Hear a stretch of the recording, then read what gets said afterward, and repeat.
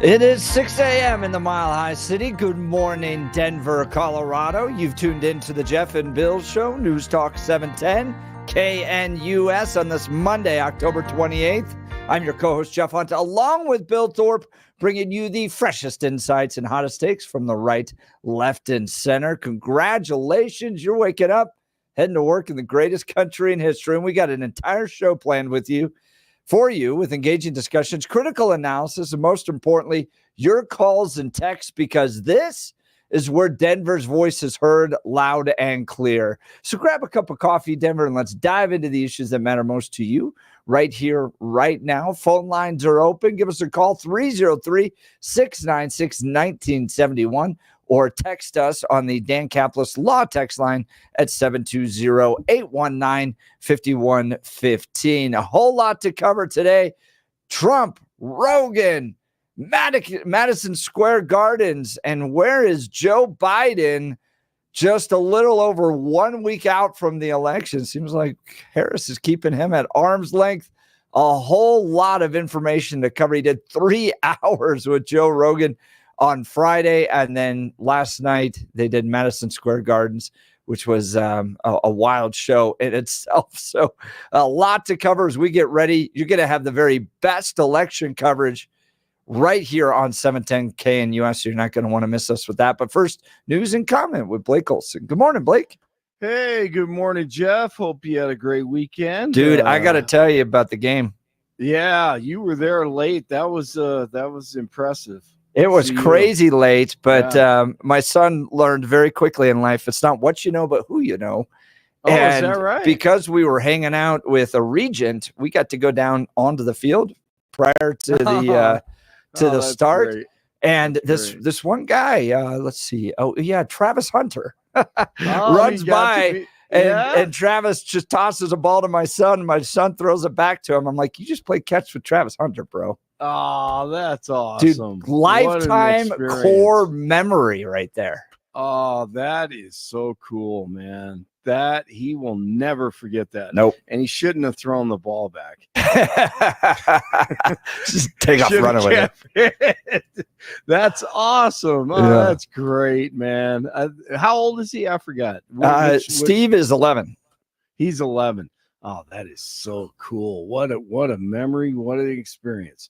Now he just needs to help Travis with his touchdown dance. The little worm, the little wiggle. Yeah, a little spicy, like my sons are talking about. But yeah, impressive win for CU. Absolutely. And we have a lot to talk about. 47 and cloudy in Denver, expecting a high of 79 today. The 7-10 5-day forecast coming up. Our top story, the media doing whatever it can to downplay this and smear the packed house at Madison Square Garden on Sunday for DJT. A comedian on the undercard made a joke about Puerto Rico and the drive-bys, just trying to blow it out of proportion. Dude, that they hired, I mean, the comedian himself is a roaster. Like if you if you go into his Wikipedia page, it's roast comedy. And that wasn't even the most offensive thing he said. No. You're right. And it's funny because on my wife's side of the family, a bunch of Dominicans, and they were at Madison Square Garden. They were there for it, and they loved it. So it was kind of funny to hear that. Here's I clipped this. This was far more offensive. Okay. Personally, I think football should be all year round. Yeah. So many great athletes. I don't know about you guys, but I think that Travis Kelce might be the next O.J. Simpson. That's hilarious. That was far more offensive than what he said about the O.J. About Puerto Ricans. Yeah. Oh, yeah. Then Puerto Rico. Oh, that was funny, man. I didn't hear it. I didn't hear any of it. Well, I mean, the Denver Post, everybody relied on this Associated Press report, and it was like racism alive and well at Madison Square Garden. So I'm like, well, gosh, and they all pull it back to this one comedian, right? And his what's his name, Tony Hinchcliffe. And so I go watch. It's 10 minutes.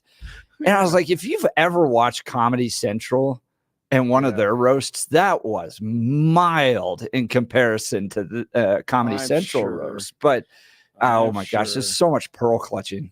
Absolutely. Well, it was impressive.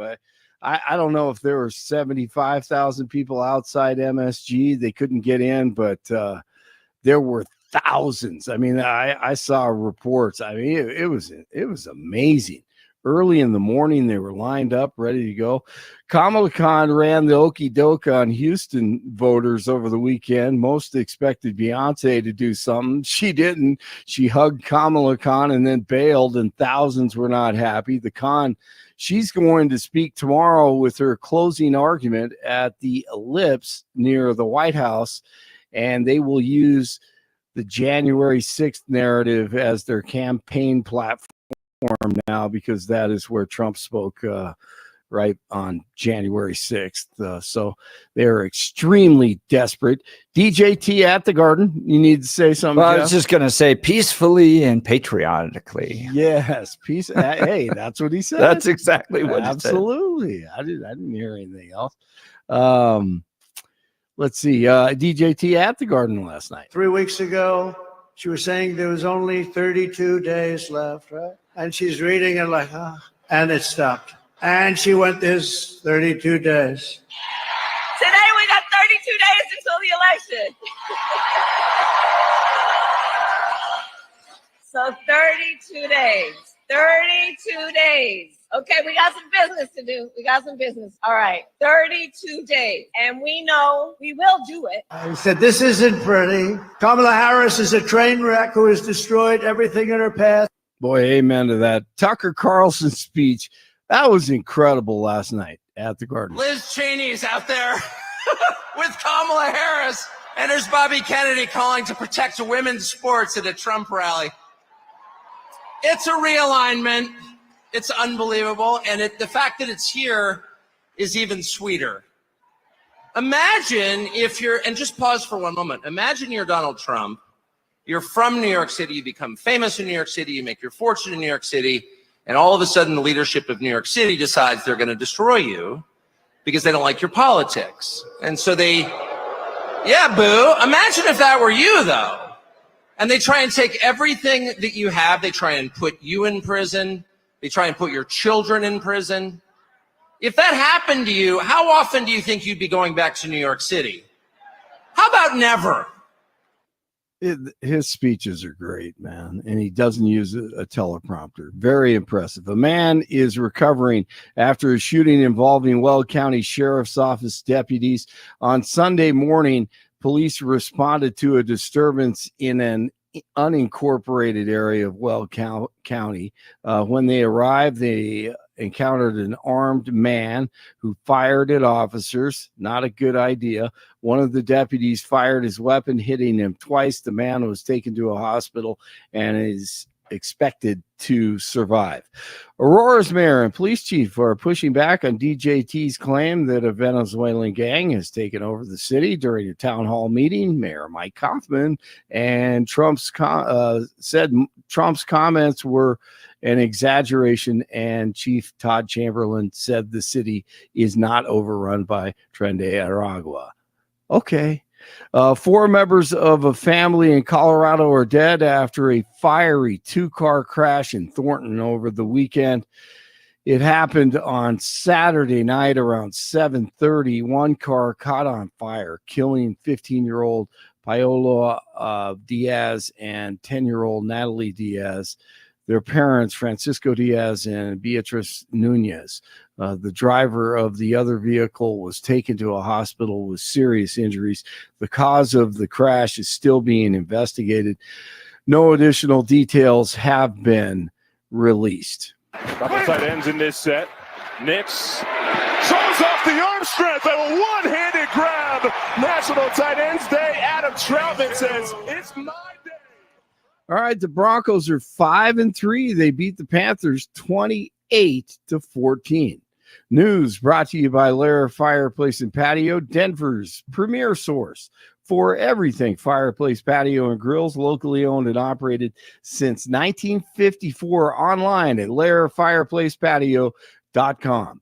45 in Centennial, 42 in Boulder, 47 in Denver. Jeff and Billy continue. It is Monday. Good morning. Blake Olson, News Talk 710 KNUS.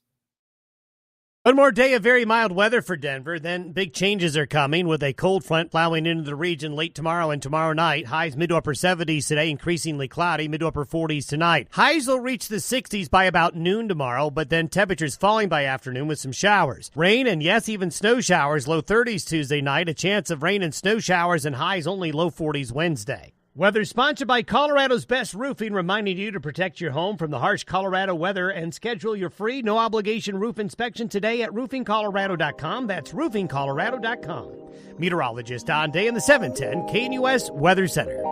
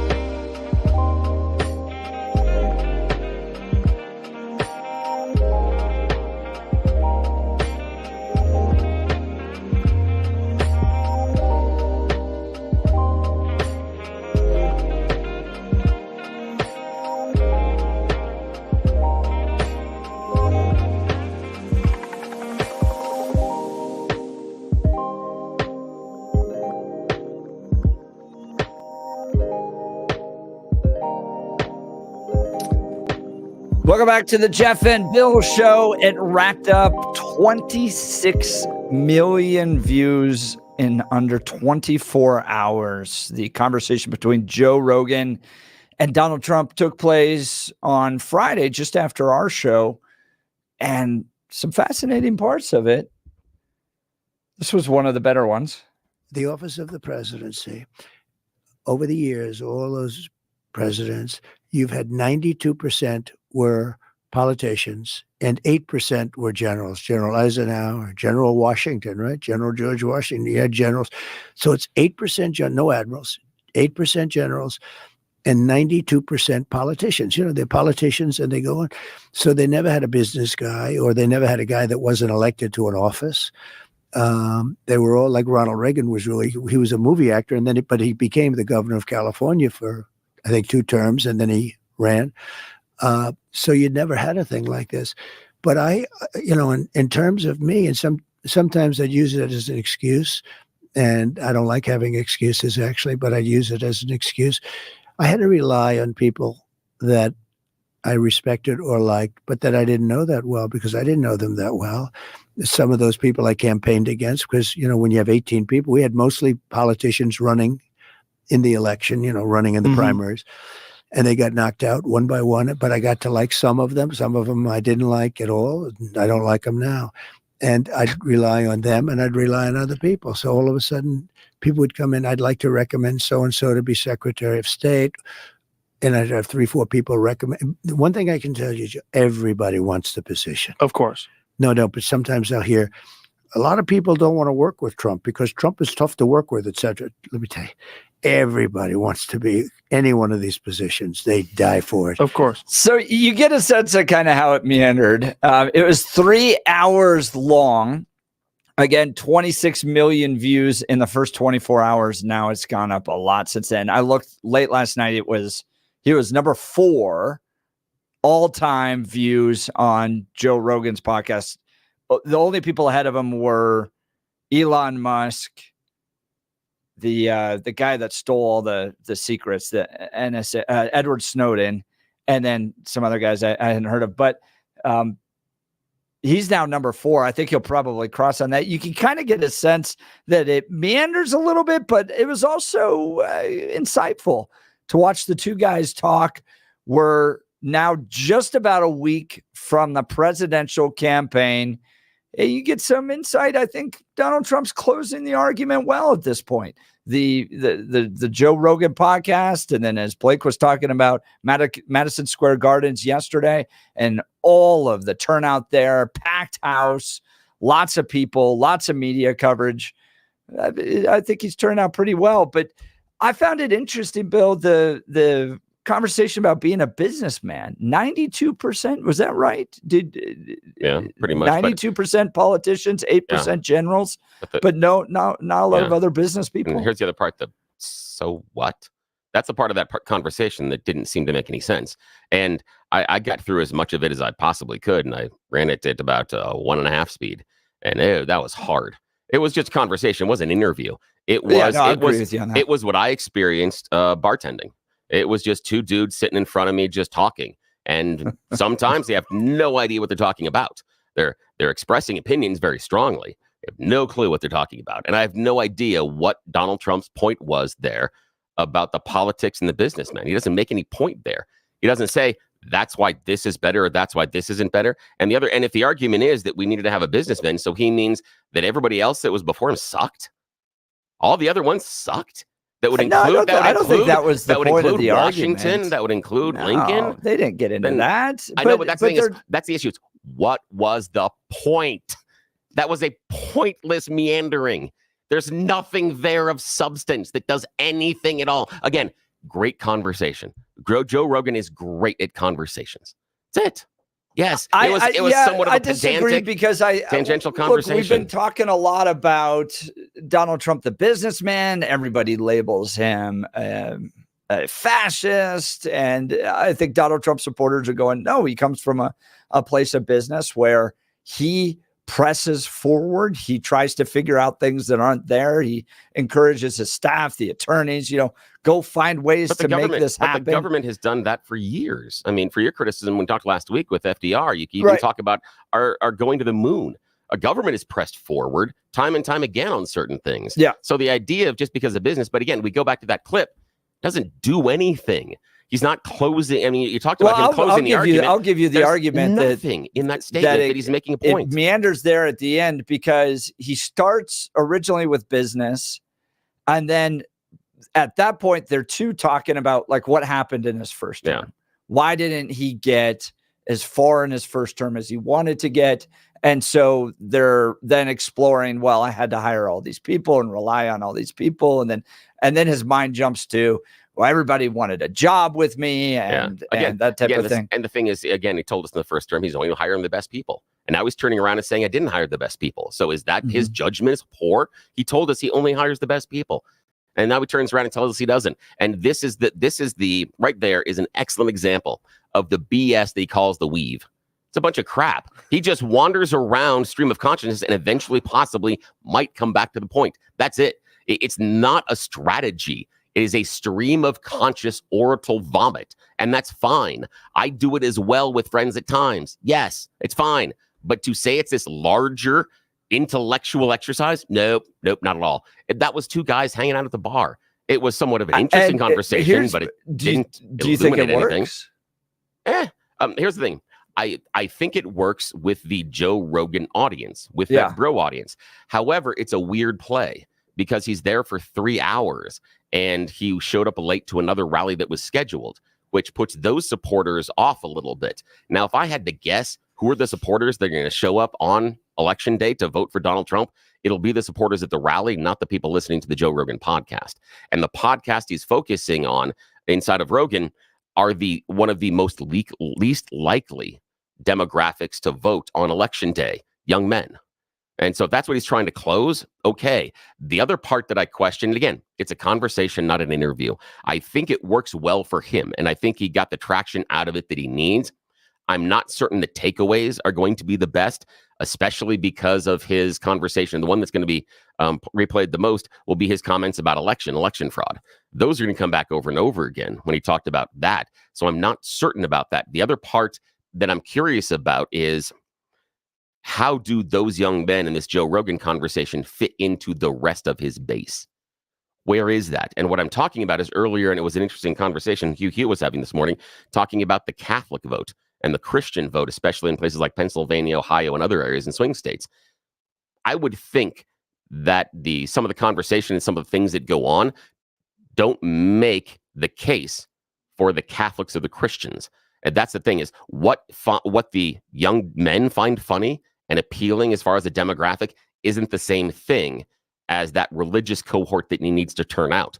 I'm worried that he's mixing messages. I'm not saying on the other side that Kamala isn't mixing messages. Yes, she is. But we can evaluate both of them independently. And he is mixing messages a little bit. So while I think this is good for him, it got him a lot of traction, I'm not certain that the sticky points that could help him are going to be there. I think the sticky points are going to be more harmful for him in his campaign than positive. But are the people listening to the Joe Rogan podcast, are they going to care? Nope, not at all. They're probably going to vote for him. And the people that are mad about the things that he said there, are they going to vote for him? Nope, not at all. No. The people that are mad about the sticky points that I talk about, they probably aren't voting for Trump in the first place. Yeah, it's a good question as to whether or not anybody's movable at all anymore. And we're just kind of finishing this thing up, and everybody's ready for it to end a week from tomorrow. Speaking of tomorrow, Bill and I are going to be at the IHOP located off of Mississippi Avenue, just west of 225. It's just real close to where the actual studios are. But Parker Road, I-25, Mississippi, it's all just right there,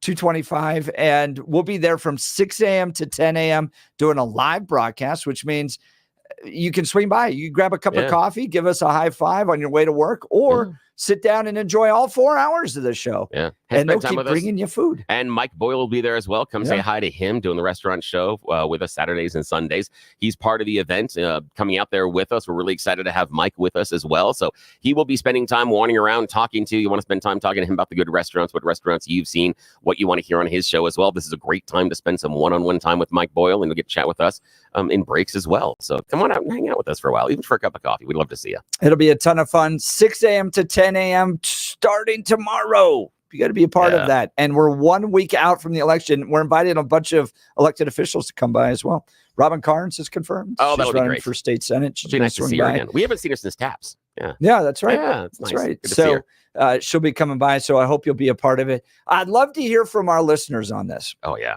What do you think of the Joe Rogan podcast? I think it helps Trump for a few reasons. One, it reminds people of like a serious choice they have to make on who they want to listen to for the next 4 years. And when Trump can sit down with Rogan and it reminds you of hanging out with your buddies and having a beer and just, meanders and goes from this place to that, but it was generally a pretty pleasant conversation. It was a lot of fun. Or do you want to deal with Kamala Harris and kind of avoidance word salads for the next 4 years? And then two, how's it helping him? Is anybody at this point movable? Is anybody like still out there going, I could change? See, I like that. How's this helping? Because I can't figure out for the life of me why he did a big rally at MSG. Does he think that New York is winnable? He brought out a lot of stars. I can't figure out what the strategy is unless the strategy is eyeballs and news coverage in swing states. Yes, but that's exactly what. But the problem being, look at what has bubbled up out of that coverage. It's not Donald Trump that's bubbled out of the coverage of the Madison Square Garden event. It's everybody else that's up on stage that acted a fool. So is this actually going to help him? I can't figure out for the life of me why he did this Madison Square Garden event. I can't, for strategy wise. Why is this the place you'd go and try to kick off, your last 2 weeks of closing? I don't understand it. And you can maybe help us. Yes, mainstream media, and it really all comes from this one Associated Press. Well, here, let's do this. Let's see if the listeners want to talk to us about it. Give us a call, 303-696-1971, 303-696-1971. Tell us why Donald Trump went to Madison Square Garden. Was it a good thing or was it a bad thing? And the reason why I'm pausing Jeff right there is he worked on political strategy. I want his expert opinion on him evaluating this efficacy. Was it a good deal for Donald Trump to go on Madison Square Garden and to get there? I think it's good that he was on Joe Rogan. We'll talk about that. But I want to hear from the strategy guy, the guy that has planned this thing, the guy that brought Mitt Romney to Red Rocks and did a concert there. I want to hear from the strategy guy about whether or not this was smart. That sounds like something I definitely want to keep off my resume. I'd keep it there, my friend. I'd keep it there. Oh, no, that's great. I appreciate that, Bill. Yeah, give us a call, 303-696-1971. Look, if you're like me, you know that living in Colorado means dealing with unpredictable weather, hail, snow, heavy winds, you name it. We've got it. That's why you need a roofing company you can trust, and that's Colorado's Best Roofing. They're local, family-owned, and have served the Denver area for over 12 years. They understand our unique climate and how to build a roof that lasts. Whether you need a repair after a storm or a whole new roof, Colorado's Best Roofing has got you covered. And here's what I really love. They offer a free, no-obligation inspection. They'll come out, take a look, and give you an honest assessment. No pressure, no gimmicks, just straight talk from the pros. Plus, they work with your insurance company to make sure you get the coverage you deserve. So don't wait until the next big storm hits. Give Colorado's Best Roofing a call today at 303-797-7663 or visit them at roofingcolorado.com. That's 303-797-7663 or roofingcolorado.com. Trust the best. Colorado's Best Roofing. I'm reading the text message here. What happened on the Joe Rogan podcast is what happens on a Joe Rogan podcast. It's a conversation with questions and follow-up questions peppered in. It shows people that live their lives watching 15-second sound bites that Trump does have a personality and can communicate. Harrison Walls couldn't spend 15 minutes with Joe Rogan, 8422. I think you're exactly right on that. Hillary Clinton should be on Rogan. Iggy, that's hilarious. That would be a good one as well. Well, we'll get to your calls and texts. They're starting to come in. Phone lines open. Again, 303-696-1971. You're listening to The Jeff and Bill Show. Denver's talk leader, News Talk 710, KNUS. At this hour, I'm Christina Owayo in Dallas, and here are your top stories. New York City Mayor Eric Adams disagrees with Kamala Harris and the rest of the Democrats who are calling President Donald Trump a fascist while comparing him to Hitler, saying the criticism of Trump is simply untrue. And I don't think it's fitting to anyone to state that the former president is equal to being Hitler. The level of conversation, I think we could all dial down the temperature. Adams making the statements during a news conference in Manhattan where he detailed the security plan for Trump's Sunday night rally at Madison Square Garden that drew record crowds. A woman accused of leaving her boyfriend to die after he was zipped into a suitcase in their home has been found guilty of second-degree murder by a jury in Central Florida. Jurors handed down the verdict against Sarah Boone on Friday after deliberating for about 90 minutes. Boone had initially told investigators she and George Torres were playing hide-and-seek in their Winter Park home, and both thought it would be funny if he got into the suitcase. But detectives charged Boone with murder after they found videos on her cell phone of Torres yelling from inside the suitcase that he couldn't breathe. An autopsy report said Torres had scratches on his back and neck and contusions to his shoulder, skull, and forehead from blunt force trauma, as well as a cut near his busted lip. She is scheduled to be sentenced on December 2nd and faces up to life in prison. That's what you need to know at this hour. In Dallas, Christina Owayo, Salem News Channel.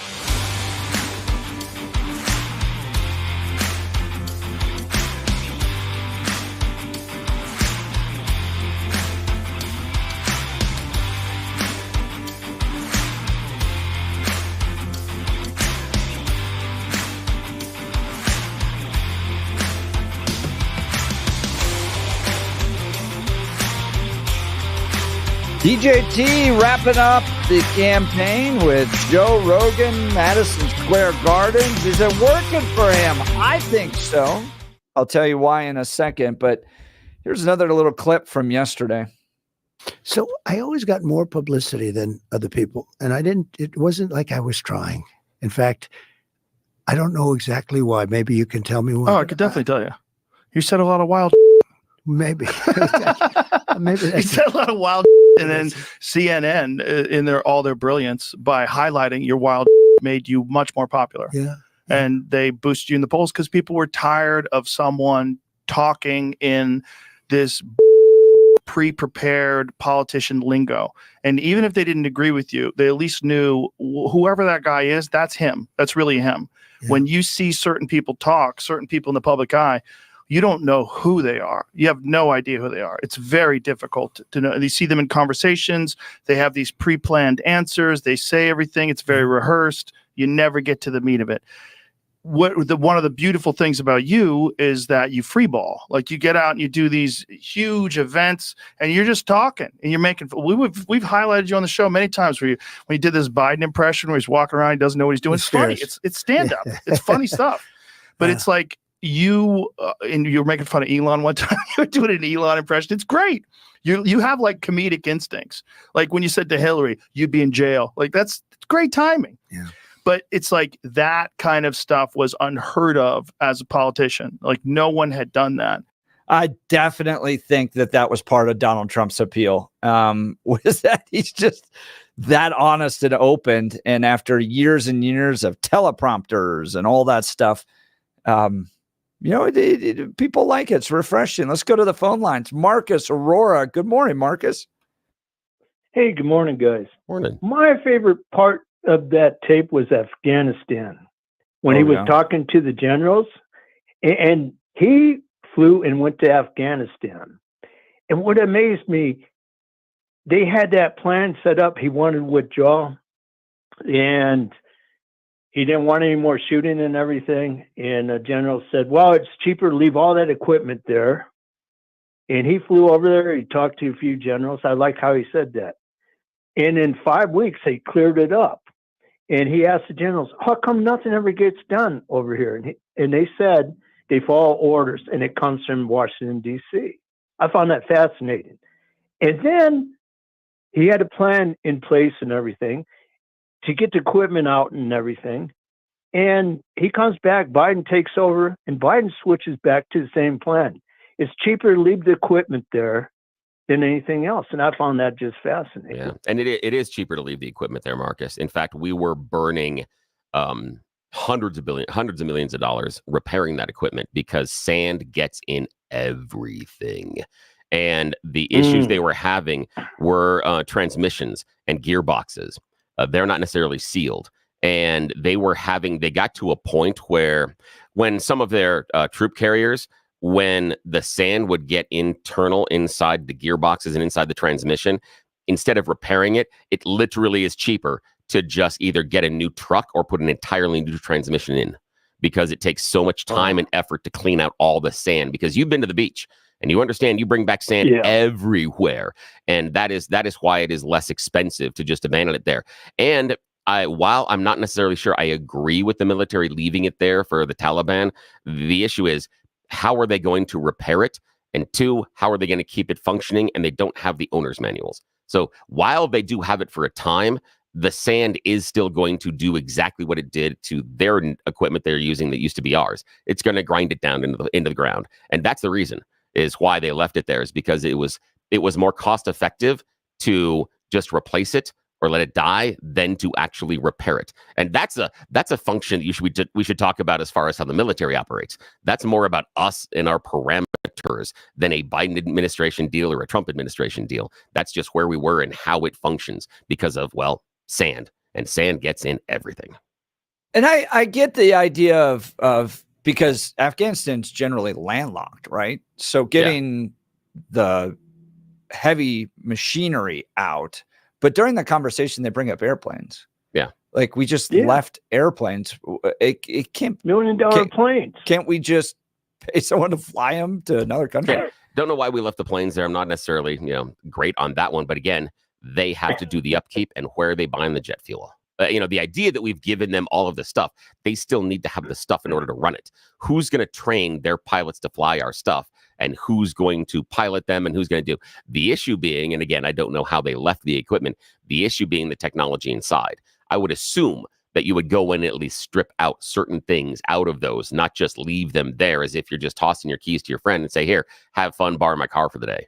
I'm assuming this, but again, I don't know the process that was at the time. I just know that, here's a list from BBC, at least on the aircraft. And again, I understand like tanks, and especially if you're landlocked, we're going to drive them all the way through another country. But 43 MD-530 helicopters, 33 C-208, AC-208 planes, 33 Blackhawks, 29 light attack planes, 32 Mi-17 helicopters, and 3 C-130 Hercules planes. It's a lot of planes. Yeah, but I haven't, again, I'm searching right now. I haven't seen it, but I haven't seen anything about the fact that they're flying the planes, which if they're just sitting on the ground, okay, I'm not as worried about it. I don't think that we should have left them there, and especially technology, etc. But if they were disabled or they took some of the electronics out and they just left them there on the ground and you can't fly them, okay. I'm not as upset about that, because now you've just left them a giant paperweight. So what are you going to do with it?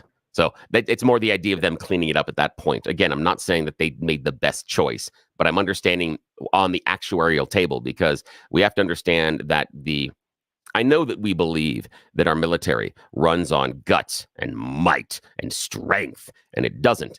It runs on actuarial tables and stats. That's how they make their decisions. They run down giant tables and say, this happens more times than not, this, we're going to do it this way. And that's why they made that choice. That's just how it runs. Yeah, different point of view. I didn't look at that point of view. I was just looking at the costs in the vehicles. Oh, yeah.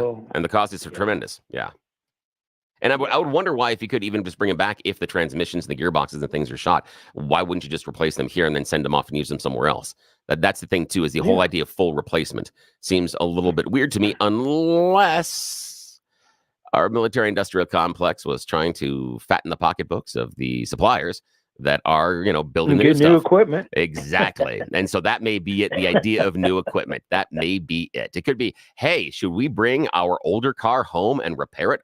Or should we get the taxpayers to buy us a new car? Well, taxpayers buy us a new car. That could be it, too. Could be it, Marcus. Marcus, really appreciate the call. Thanks so much. Marcus's line will be open 303-696-1971. Text message 8422. Not all the equipment was cheaper to leave there. What about all the weapons? Plus, whatever we left there should have been destroyed and totally inoperable. My guess is it was, but I'm not sure about the weapons. And that would be the question of leaving the weapons behind, because everything I've seen and I've researched is about the equipment. And again, it's just a blind spot for me. I'm not saying it didn't happen. I'm not saying it did. I don't know.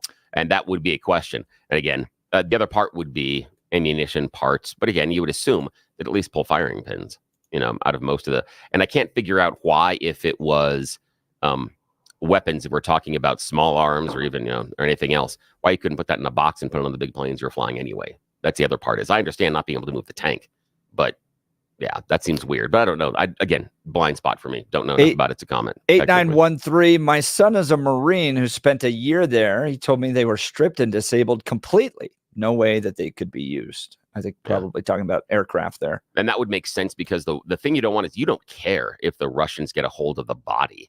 The issue is the electronics. Same thing with the Chinese. It's the internal brain. That's what the real valuable portion is. So imagine you take out all the radar packages, you take out all the electronic surveillance packages, you take out all the flight control packages, and then you just do that. And then you pour acid on anything else that's left behind. 7061. Iranians know how to fix them. I don't know if they do. I don't know if they do either. Possibly. I feel like the Israelis have proven in the Middle East to know how to pretty much do everything. Yeah. Yeah, I'm curious about it, and what help would Iran give them? I think Iran would want to have the equipment rather than help the Taliban repair it. They would want to be able to reverse engineer it. That's where their value would be. I'm just guessing. That's what they would see valuable. Jason in Denver, the planes and helicopters left were probably in the process of being repaired and not operational. Not like we can tow the planes home. Yeah, and that's my guess, is because I haven't seen any demonstrations of the vast air power that is now there in the Taliban. I just haven't seen that demonstrated. But I did want to go back, my friend, and ask you a little bit about the strategy for Madison Square Garden. We talked about it before the break. At this point. So he shows up, Madison Square Garden, Trump does it. We agree that doing the Joe Rogan podcast is a strong move, very smart move politically. Not sure if it wins him a ton of votes, but it works really, really well. The question I have for you, and since you're the political strategist of this pair here, know much more about this than I ever could, I want to know, why do Madison Square Garden? I can't imagine that Trump is going to win New York.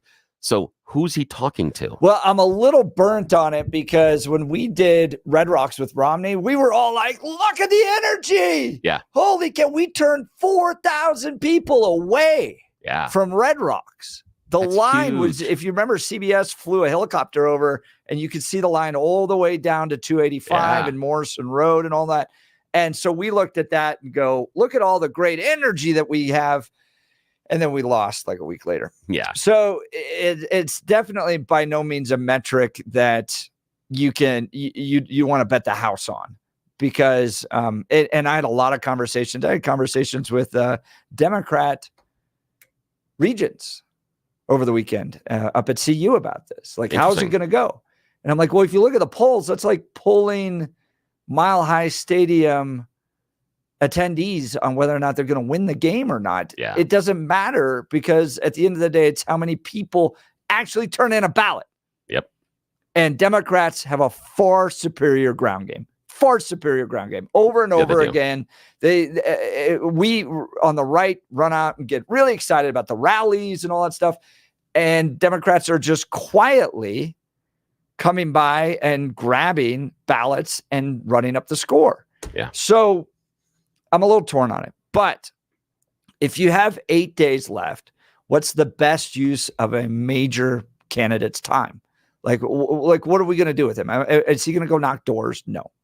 He's not going to knock doors. Most people have made up their mind. So let's get as much earned media that we possibly can. Social media clips. And while this one AP thing is pushing, it's a racist rally, all that stuff.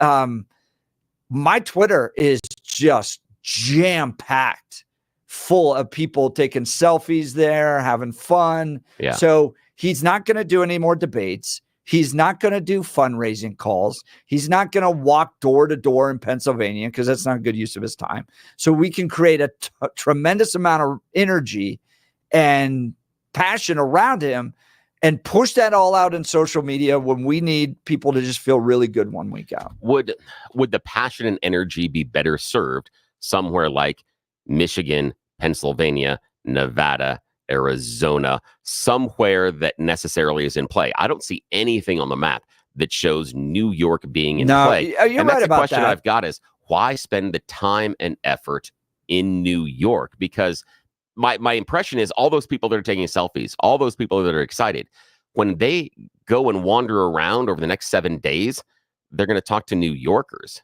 It's not a Pennsylvanian talking to a Pennsylvanian. It's not a Wisconsinian. I don't know if that's the right word. Talking to another cheesehead. It's much easier that way. Another Michigander talking to another Michigander. You're not persuading and having that buzz of people excited about the rally in the places that can make the difference. That's why I can't figure out for the life of me why MSG, unless it's just like a childhood dream. There's a lot of, but they're doing a lot of rallies already in those communities, but there's just an element of kind of historic significance to do it in Madison Square Gardens 1 week out. It's why Kamala is doing the ellipse. Yeah. Right. There's no turnout operation. Yeah. Everyone in DC is already going to vote for Kamala Harris. But it's like, we're sending a message at this moment, this place. Yeah, see, I think the DC one is a mistake as well. I think that's a waste of time, because you're not persuading any voters. There's not a single person that can go out there and get excited. That is a great example, and I'm so glad you brought that up. That is a waste of her time as well in my mind. But it's earned media, right? Everyone's going to, it's one last moment to go, remember what these guys did on January 6th. Yeah, that's fair enough. All right, coming up next, you choose the news. You're listening to the Jeff and Bill Show. Denver's talk leader, News Talk 710, KNUS. RockyMountainBargains.com, where you'll always pay half price. Why pay retail when you can get what you want at 50% off? Just go to RockyMountainBargains.com and save. Here's this week's featured item. $100 gift cards from Sean D's Persian Grill in the Denver Tech Center. Get them now for half price. Get it now at RockyMountainBargains.com for 50% off. RockyMountainBargains.com, where you always pay half price. Restrictions apply. Go to RockyMountainBargains.com for complete details.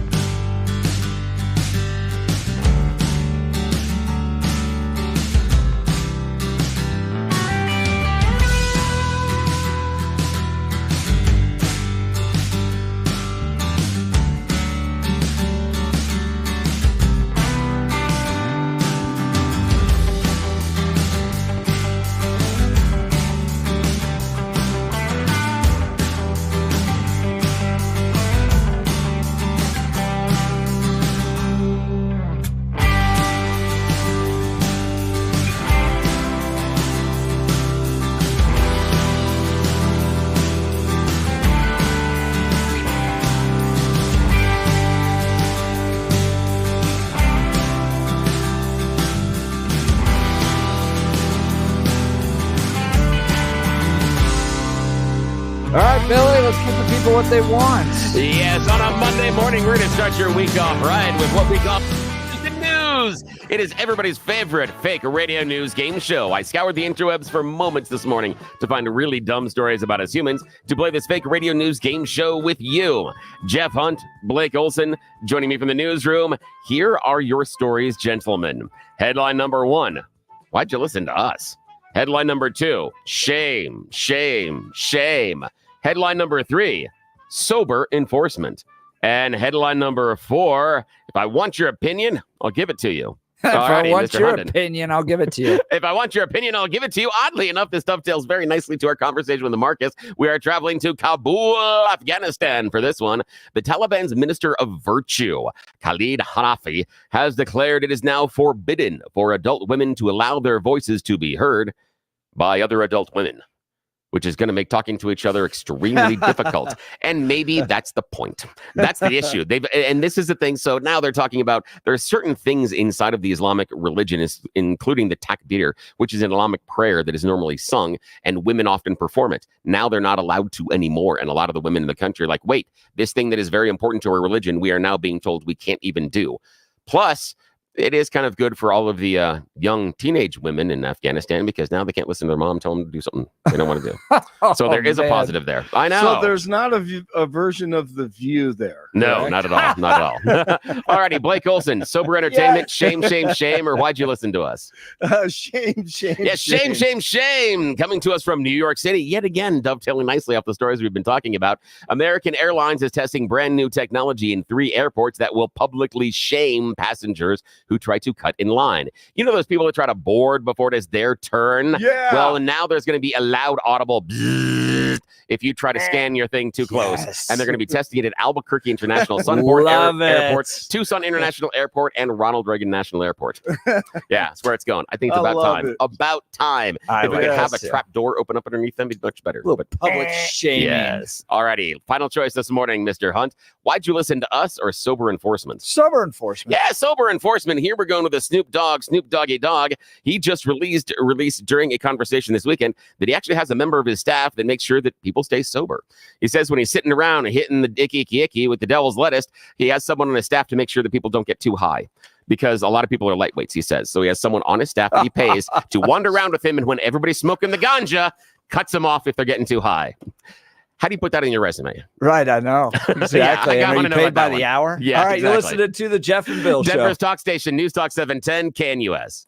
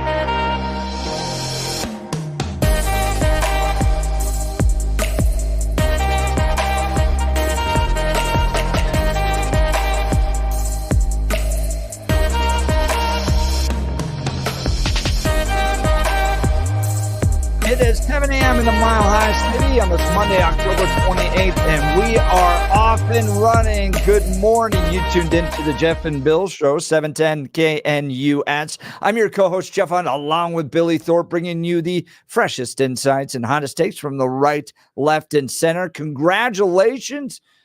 You just woke up in the greatest country in history, and we're gearing up for a whole nother hour of engaging discussions, critical analysis, and most importantly, your calls and texts, because this is where Denver's voice is heard loud and clear. So grab a cup of coffee, Denver, and let's dive into the issues that matter most to you right here, right now. Coming up after news and comment with Blake Olson, Donald Trump's Joe Rogan podcast interview, now over 33 million views since it took place on Friday. One of the most surreal moments during the entire conversation was about one of Donald Trump's early visits to The View. And it almost feels like you went to another universe because the ladies from The View love DJT. They gave him hugs and kisses, and they screamed when he came out, and they had a very pleasant conversation. So what has happened since that took place? It was an interesting part of the conversation on the Joe Rogan podcast, and we'll play some of those early clips, too, of that interview Donald Trump did. And I'm trying to get the timing on this because I think Joe Rogan, those guys said it was 15. I actually think this happened in 2011 because of the conversation about Obama and Donald Trump possibly challenging Obama. So a whole lot to cover, but first news and comment with Blake Olson. Good morning, Blake. Hey, good morning, Jeff. You know, from the pro, I want to give you my theory on Madison Square Garden. Yeah. All right. To me, it's all about, the photo ops, right? Yep. So you get a photo op of jam-packed Madison Square Garden and outside thousands, tens of thousands of people. And I think conservatives, the Republicans, are saying, you know what? You want to try to rig this election after this, the people aren't going to buy it. So it better be on the up and up. And, the Trump campaign is saying, hey, just try to rig it. Look at all the people. We, the people, are speaking out, and the majority of the people feel like they want Donald Trump. What do you think? Yeah, I think that's exactly right. And you have to balance it, too, with, well, what else are we going to do with the guy? Right. I mean, like, yes. You're not going to be fundraising at this final, maybe a little bit, but the candidate himself is not going to be sitting there dialing for dollars to have fundraising. Yeah, go to New York City and dominate, and the full spectrum of Robert F. Kennedy, Elon Musk, and Tucker Carlson. Yep. And then everybody that's in the kind of MAGA social media world was there. Mm-hmm. They're all taking selfies.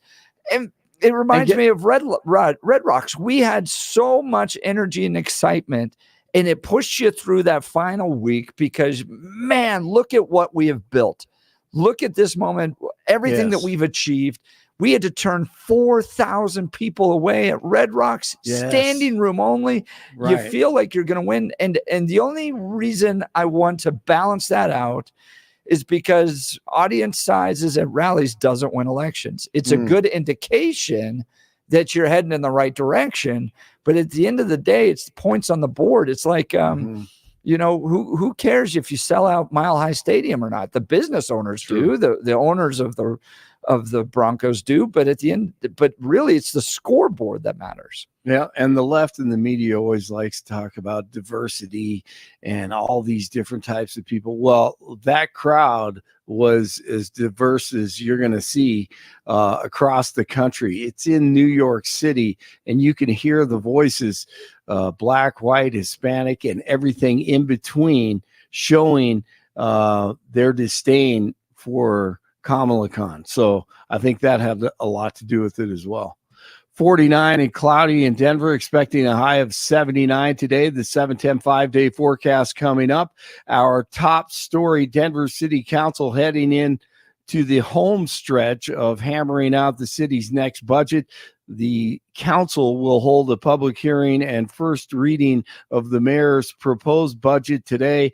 Council members may add spending or make other revisions to the budget if approved by a majority vote.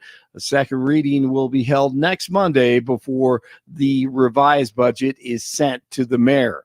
DJT at the Garden, and Tucker spoke as well. Classic. Why is Donald Trump going to win? The people he's about to defeat have no idea. And they're panicked. They have no idea why people like Donald Trump. And their first theory was, well, Donald Trump is evil, so half the country's evil also. And that's one of the reasons they spent the last 4 years trying to destroy the country, because they're mad at its voters for liking Donald Trump. How much easier would it have been just to pause for 20 minutes and ask yourself honestly in some silent place, why do people like Donald Trump? And if they had been honest enough to ask themselves that question, they would have come up with the two main reasons, and here's what they are. The first reason that people like Donald Trump is because he likes them. That's why. And it's real. Affection is something you can't fake. I don't care how many times Kamala Harris would tell me she loves me, I don't believe her. I saw her kiss her husband with a mask on. Amen. Elon getting the crowd going as well. All government spending is taxation. So whether it's direct taxation or all government spending, it's either becomes inflation or it's direct taxation. Your money is being wasted, and the Department of Government Efficiency is going to fix that. We're going to get the government off your back and out of your pocketbook.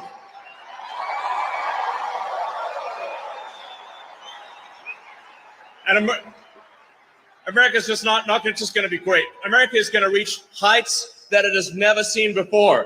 The future is going to be amazing. I love it.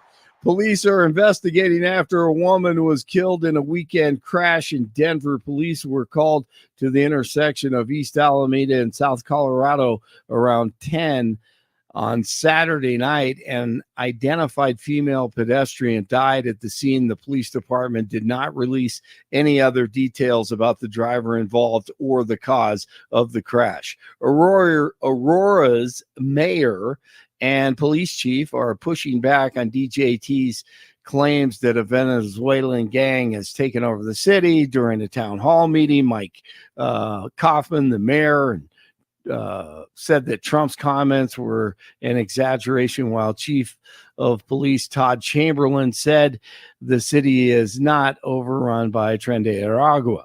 However, there are more reports of the police department knowing about the problem last year and not doing anything about it, as we've heard right here on the program with Danielle Jurinsky. Cases of whooping cough are on the rise across the U.S., including Colorado. Cases statewide have tripled, with almost 500 so far this year, up from 147 at this time last year. Whooping cough typically begins with symptoms similar to a cold before prolonged cough with a whooping noise, of course. Pocket clean, throws behind the receiver and picks. Intercepted by Pat Surtain in his return to the lineup after missing last week. All right, the Broncos are now 5-3. They beat the Panthers 28-14. The Buffs win big over Cincinnati over the weekend, and one of Jeff's kids got a ball and then threw it back to Travis Hunter. Should have kept it, stuck it under his shirt. That was a great experience for him. Glad he got to experience that. CSU wins another one. UNC shut out by Montana. That was a tough day. Utah State sneaks by WYO. Air Force at Army this weekend in a big game. Dodgers try to take a commanding 3-0 lead over the Yankees in the World Series tonight. 47 in Aurora, 45 in Lafayette, 49 in Denver. Jeff and Billy continue. It's Monday. Blake Olson, News Talk 710 KNUS. One more day of very mild weather for Denver. Then big changes are coming with a cold front plowing into the region late tomorrow and tomorrow night. Highs mid to upper 70s today, increasingly cloudy, mid to upper 40s tonight. Highs will reach the 60s by about noon tomorrow, but then temperatures falling by afternoon with some showers. Rain and yes, even snow showers, low 30s Tuesday night. A chance of rain and snow showers and highs only low 40s Wednesday. Weather sponsored by Colorado's Best Roofing, reminding you to protect your home from the harsh Colorado weather and schedule your free, no-obligation roof inspection today at roofingcolorado.com. That's roofingcolorado.com. Meteorologist Don Day in the 710 KNUS Weather Center.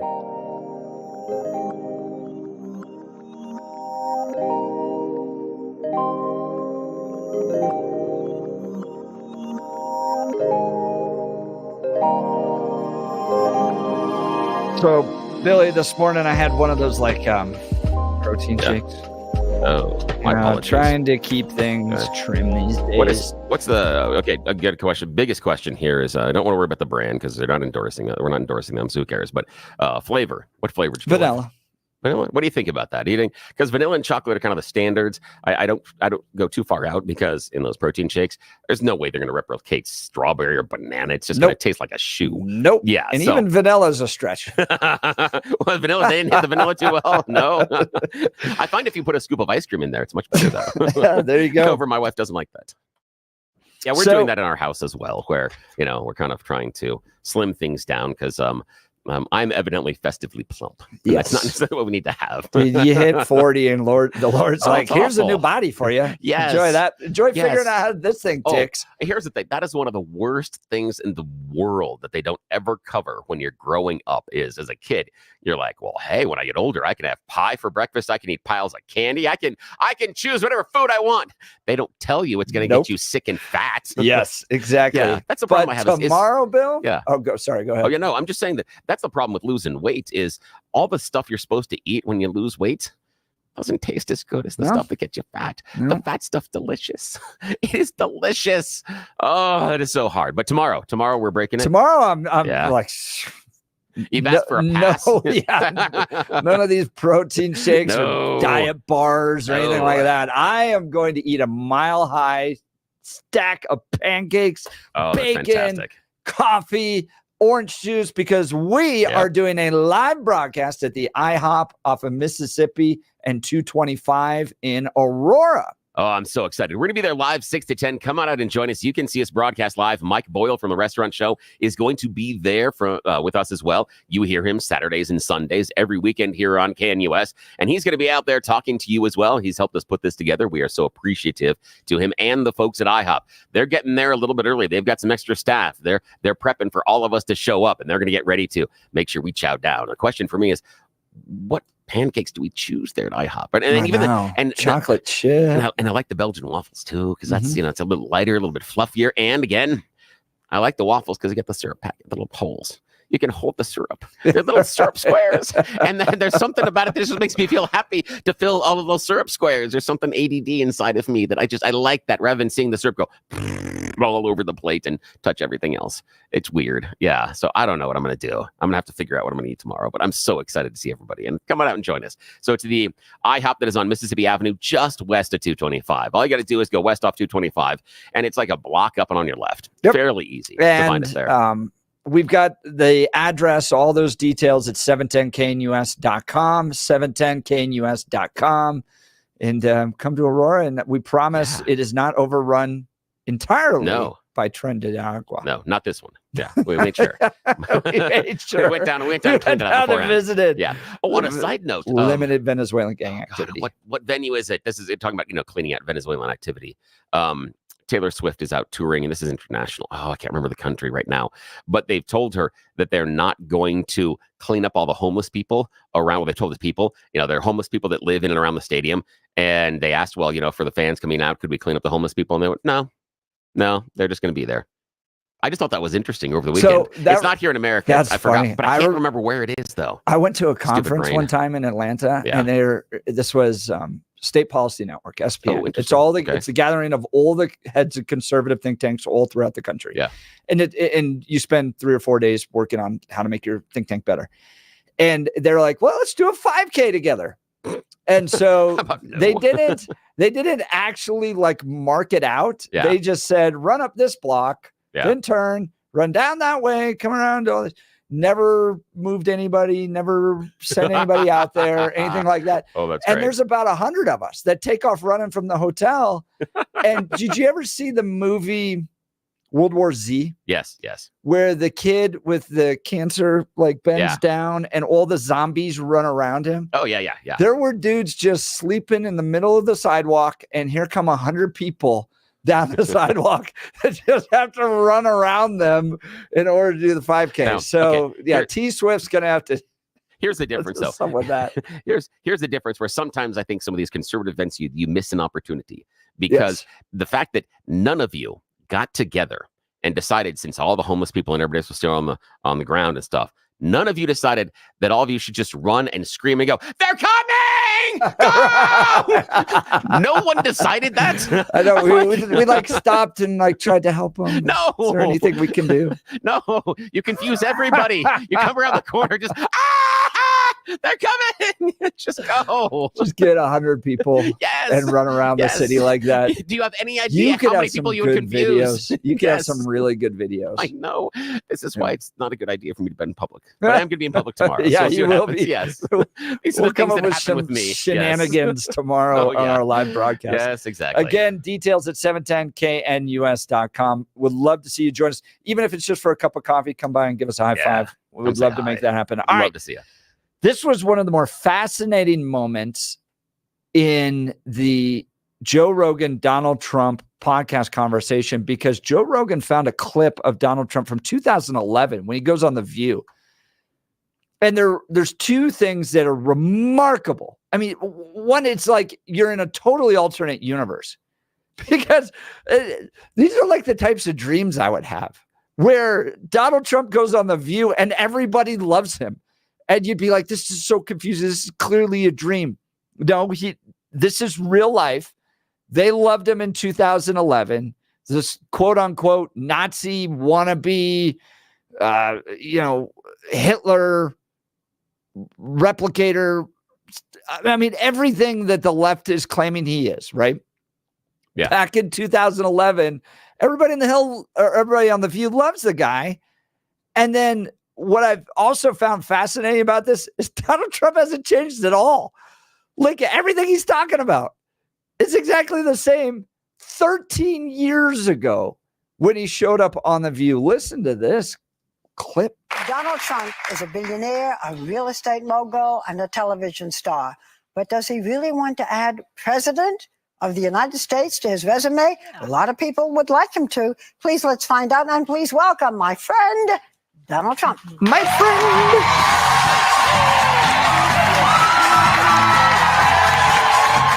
And so he's standing and like kind of taken aback by all of the women screaming at him and loving the fact he's there. And then he goes to each person, including Whippy, and kisses them on the cheek. Yeah, he does.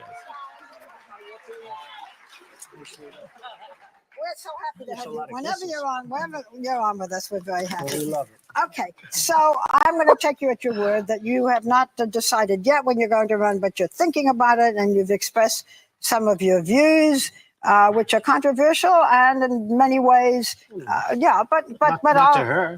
Well, not to her. Okay, you're a Republican, but let's say that you do decide in the spring, right? And your ideas resonate so much. On the other hand, we saw Newt Gingrich apologizing for his marriages and divorces. Yeah, You've had 3 marriages. They start with his marriages. Sort of uncomfortable divorces. Do you think that not really. They were very comfortable. Comfortable for him. You want me to do you think that the country that would bother anybody? I think the country is doing so badly, they want somebody that's going to help it. I think the country is never been in a position like it is right now. It's being ripped off by every nation. every intelligent nation. He's in the been world, talking whether about it's this China, for 13 years. They're taking our jobs, they're making all our product, and then they loan us back the money. We pay them interest. That is whether crazy. it's OPEC. It's the same claims OPEC, over and over. which is, I mean, the they're weird having part. a field day right now. How about the Even after Arab you've been in, League? claims are still the They same. say, we want you to go in and attack Libya. These are the wealthiest countries in the world. Why aren't they paying us? Okay, Why so aren't then they paying change us? their minds also. But you didn't answer my question. No, I did answer your question. I really think it won't people, matter. I think maybe 10 years ago it would have mattered, 5 years ago. The fact is, I think people want somebody now that's going to protect them and protect this country, because we're not going to be a great country for long if we keep going the way we're going right now. If you When we have, Barbara, when we have France leading the charge, okay? France, this is our new leader. By the way, they led for about 2 hours. After that, nobody's seen them. I don't know if you know that or not. Geographically, so they should. Just ask a follow-up question to that. Their lead is the point. Let me just ask a follow-up question to that. Let's say you run. You've given a lot of thought for this. Who would you like as your vice president? Possibly Sarah Palin? Well, I think it's far too early even to discuss that. I'm going to make a decision sometime prior to June. I'm thinking about it very strongly. No. I think I'd do a really good job. I think I'd protect this country like it's not being protected. You know, it's funny. So many of the things I say, now politicians are saying, hey, that's right. Why don't why aren't they paying us? If you look at North Korea, South Korea, we're protecting South Korea. They're making a fortune. Let's call it hundreds of billions of dollars of profit. Wants the countries to pay. We have 25,000 soldiers over there protecting them. They don't pay us. Why are they paying us? You'd be treating this like a business. No, a business with heart. Okay. Believe me. I love there's it. a lot of heart. A business, It's a with business, heart. but it's also a business with heart. We will destroy this country. It won't be a war. If the economics of this country keep going the way they're going, we're not going to have a country. You're kind of a social liberal, Donald. You know, you're a social liberal. Could you actually get the base to vote for you in the primary? Well, every poll is saying that I'm the one that does the best. They're doing polls. And then he goes on to talk about Obama. So again, what I found fascinating, I'm going to start with the second part of that. He hasn't changed at all.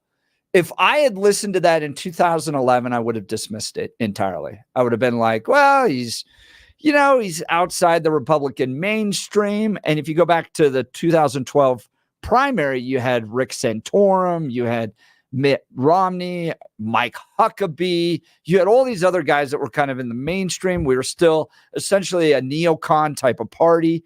And I would have listened to that and dismissed 90% of what he said. Yeah. The idea of we're going to get South Korea to pay for our troops, or we're going to get the Middle Eastern countries to pay for Libya and attacking Libya. And now, what are we, 13? So that was 11. 13 years later, out of those 13, 8 years have been run by Democrats. It was Obama's second term and then Biden's singular term, and then 4 years of Trump. And he has not changed a bit what he's talking about. America first, the economy, other countries paying their fair share.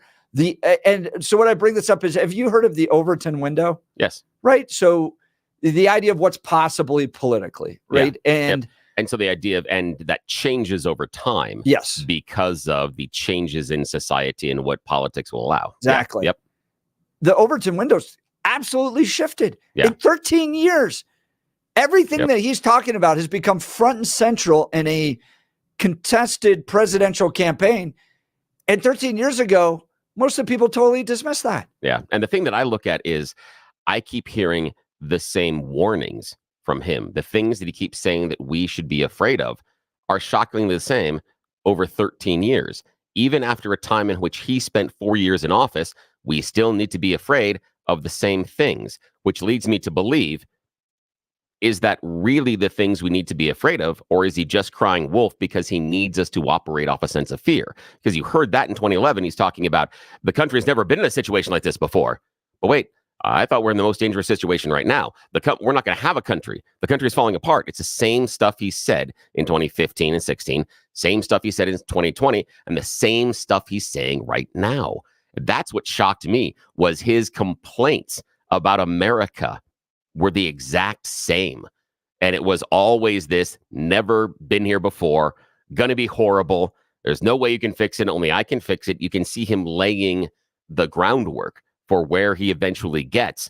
But again, it's the same attacks over and over and over again, and never any solution, even despite the fact that he was in for 4 years. I think he addressed a lot of it, but here's, I see it more as a prophet out in the wilderness. And you're like, yeah, early on, that guy was a little out there. And that's kind of how prophets, especially in the Bible, are treated. And I hear him as crying wolf. I hear him crying wolf over and over. He was right. And now people have come around, and it confirms to me he saw things way ahead of everybody else and deserves the right to have another 4 years, because I would like him to take on that stuff in a less restricted way than he did his first 4 years. But did he? When he says that we are in a horrible situation at that point. Compared to, no, we're not. And so all the stuff that he talked about, the country falling apart, he three times now, but 3 times, I know, of course, to him, but thanks to him mostly. That's who increased it. Not over him the mostly. No, hang on. Yes, the most of the debt increase from 2011 up until now is going to fall under Donald Trump's administration. Yes. You have the part of the COVID, but if you look at the first 3 years outside of COVID, and then the first 3 years of Biden's contribution to the debt was a lot bigger. No, it's not. No, yes, the largest. No. Okay, we'll have to look at that in a second. But the issue being that he still talked about the same stuff. He talked about in 2015 and 16, and then 2020 and 2024. He's talking about the idea that we're going to have a crash of the stock market, that it's going to be worse than the Great Depression, that we're going to get into World War III. The country's never been this worse before. It isn't that weird that over 13 years he's never changed. That's what I hear. I hear the boy crying wolf over and over again. That's what I hear out of that. I hear that it's the same complaints. And he's just going back to the same bag of tricks. It's like when I talked about I keep hearing the same stand-up routine. That's what I'm hearing. And that's weird when you're talking about the 2011, you see the prophet in the wilderness. And what I hear is the guy doing the same stand-up routine.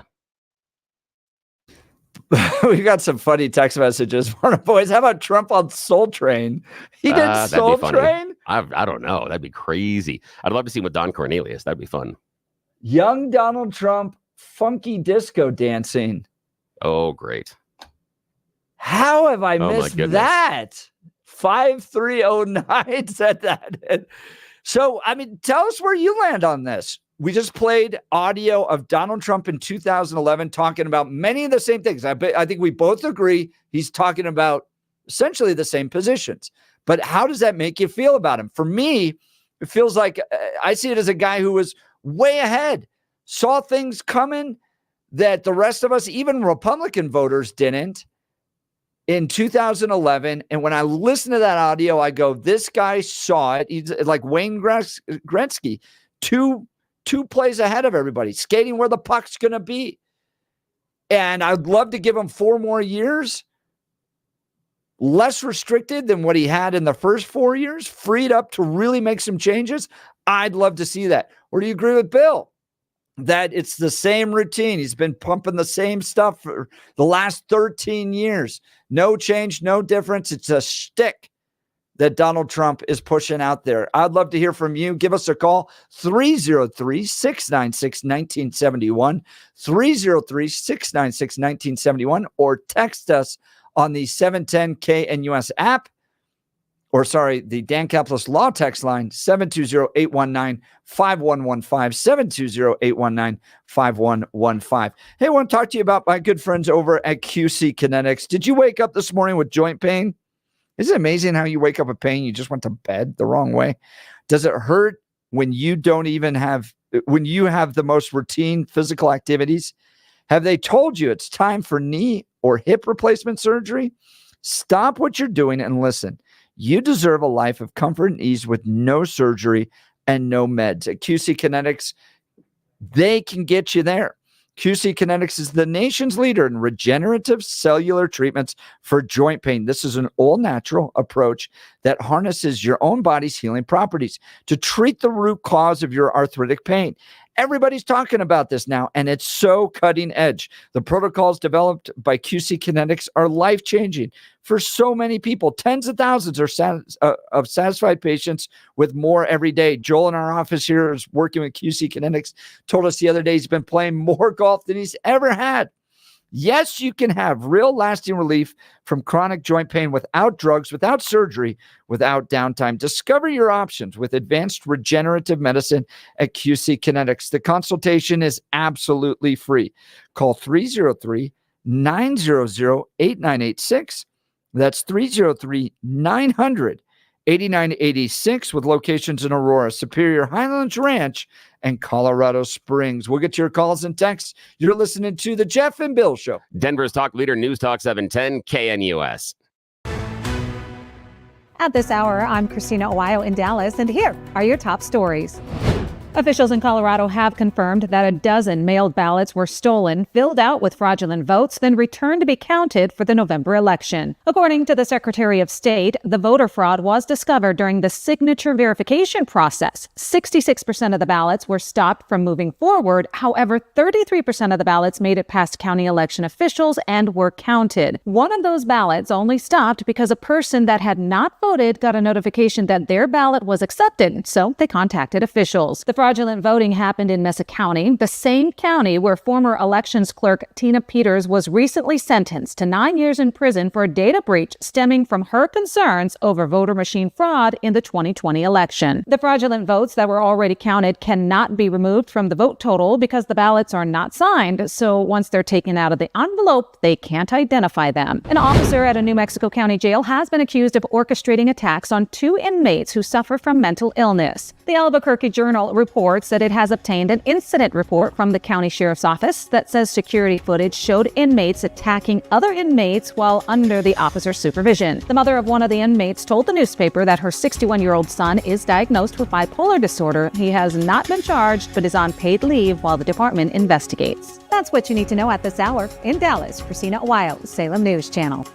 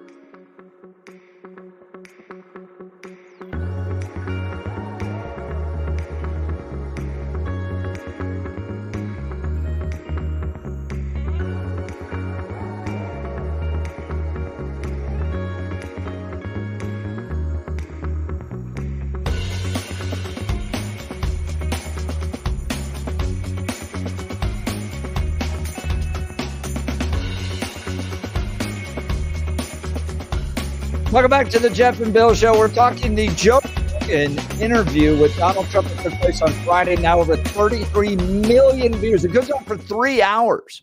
It's kind of like two guys hanging out at a bar, just having fun, and the conversation meanders. They're not really hard-hitting questions or anything like that, but it's entertaining. It's fun to listen to, and that's what Rogan's good at. And you're right; it is it's a conversation, not an interview, but it is a conversation, and it is very relaxed. And Rogan asks good questions. I wish you would follow up on some things sometimes, but that's it's universal. Like the exact opposite of a Kyle Clark interview. Oh yeah, and that's universal for all the conversations that I hear, that I go in. And I'm not a regular listener, but when he has someone interesting, I'll go in and I will sample it and listen to a portion of it. And I wish he would ask some follow-up questions, even if he's just curious about it. There are times I think he fails on that one. But again, this was a very good conversation, and I think Trump he did what he needed to. He appeared like a guy that Joe Rogan's audience would feel comfortable with hanging around in a bar. And I think that was the message. That's what he needed to do. And just remember that people win on that. Yes. Hence, who do you want to have a John beer with? Hickenlooper's entire political career. Yep, exactly. Yes. If you can tell me one thing that guy's achieved, other than I owned a bar at one point, and I'm a guy that you can sit down and hang out with and have a drink with. That's about it. Yeah. They get to one really interesting point where they play an interview from the View, or they talk about it. Donald Trump went on The View in 2011, and what was fascinating was everybody loved him. It's like a dream you have where you're like, did I just dream that Donald Trump went on The View and Whoopi liked him? But it's how he was treated. And they get into a bigger conversation about kind of how the machine kicks on. When you decide to stand up and say, this is what I stand for, this is what I want to advance, you end up with this kind of democratic machine that organizes against you, where they make him out to want to be the second coming of Hitler, essentially, when 13 years prior, they were all very excited to have him on The View. And it's just, I think it's a condemnation of the political system more than anything else. You want to talk about divisiveness. You want to talk about brokenness. You want to talk about how we can't get along or have civil conversations. Well, that's textbook example number one of what they've done to Donald Trump, who, 13 years ago, they were happy to have on, said, we love it when you come by. And now, if he wins, all of a sudden we're going into 1935 Germany. And I wanted to verify this because that happened in 2011, the clip that you played. And Trump was still the host of The Apprentice, which, routinely, I know everyone talks about him being a businessman. That's where he made a lot of his money. That's where he crafted his image, was on a TV show that he didn't create, not huge towers, not Trump Airlines, not Trump Mortgage, not Trump Vodka, Trump Steaks. And whatever gets you there, I guess. I know. I'm just saying, but he was still, including Kamala Harris's book he was deals. still the TV star at that point, which would make sense why everybody was cheering him as well. And it's interesting to see how now he's viewed, and that's just kind of what I'm talking about. Yeah. Let's go to the phones. Ron Greeley. Good morning, Ron. Morning. Hey, good morning, guys. It's Billy. Just on what you said right there. He said, if he truly made his fortune off TV, you could look at so many TV stars that have nowhere near that money. Trump made it in lots of things, not just TV. In some ways, yes. In some ways, no. I mean, there are lots of things. There are lots of failures. I mean, we got 4 to 6 bankruptcies as well. So again, Well, obviously, you're not a businessman because that happens. You take risks. It is better to fail at something than to succeed at nothing.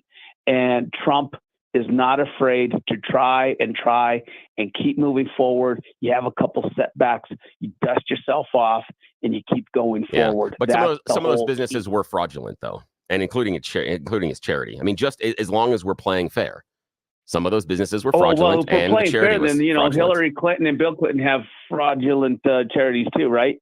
I don't know about charities, but some of the businesses, yeah, sure, I can deal with that. But guess what? Neither of them are running for president. Yeah, fundraisers in Haiti or wherever it was. I forgot where it was. I'm not a Clinton fan, either of them, so it doesn't matter to me. Yeah, I didn't like them then. I don't like them now. But the difference is in the conversation is they aren't running for president. Well, not now, but she was. I know, right? I know, but I'm just nobody saying. brought that Yeah, up then. but I'm just saying. It's just the dirt that is constantly brought up on Trump and only Trump, but nothing on other people. Right now being Kamala. So I'm just kind of curious as to why all this. Ron, go ahead. Well, I've got a question. I got a question for you. I listened to that 2011 interview on The View. They loved him. He was one of them, right? Oh, yeah, you're conservative, but you're socially liberal, all that stuff. And now he is like the Dark Lord that they all must destroy. And I guess what I'm reflecting on is you could put anybody in that at the top of the Republican ticket, and the machine is going to treat them the same. They're going to find any way to label them a Nazi sympathizer, a racist, sexist, whatever it could be, in an effort to destroy that person in order to win an election. And I guess I'm just frustrated that happens in this country. Well, I agree with what you're saying as far as that to a point. I am curious, though, has anyone, Republican, been treated the way Trump has? I don't think so. I don't think anybody has had such a lynch party as they do for Trump, and the way they want to just destroy not just him, his family. And that is what is disgusting. It's like, I remember when Obama was running and they were going to try to go after his kids or something. And I agree. You don't go after the kids. I don't care if his kids are adults or not. You don't go after them. You focus on the person that's running, and that's what you go after. And when you do look at Trump's kids, they're all fantastic. If not mistaken, even Hillary Clinton gave him kudos for that. And that says a lot about a person's integrity, their whole beliefs on the outlooks of life. And as far as what you guys were talking, as far as what the points were being made on The View in 2011 versus now, is it possible that nothing's changed, that it is still the same, that our government likes the way it runs because the politicians always get their pockets lined? Because, isn't it true the politicians are going in, mediocre, and they come out filthy rich? Trump went in and came out poorer than when he went in. Well, I'm not certain. I'm not certain that he came out poorer than when he went in, and especially his family members as well. Jared Kushner got over $2 billion. Well, that's what Laura Trump said. But I know, I know that. But I'm not. Laura Trump has an issue with telling the truth, and you have Jared Kushner walking away from the White House afterwards with Trump's daughter and getting a $2 billion investment from Saudi Arabia. They walked away with a lot more money than when they walked in, just like every politician. And when you talk about politicians being treated poorly, I would go back to McCarthyism and the Red Scare. That's a portion in which we treated our politicians incredibly poorly, and even our actors, actresses, and social leaders. So the idea that Trump, nobody's been investigated like this and nobody's been held up like this, love to bring I would back disagree. Investigations into media on communism. Because they were so great the first time.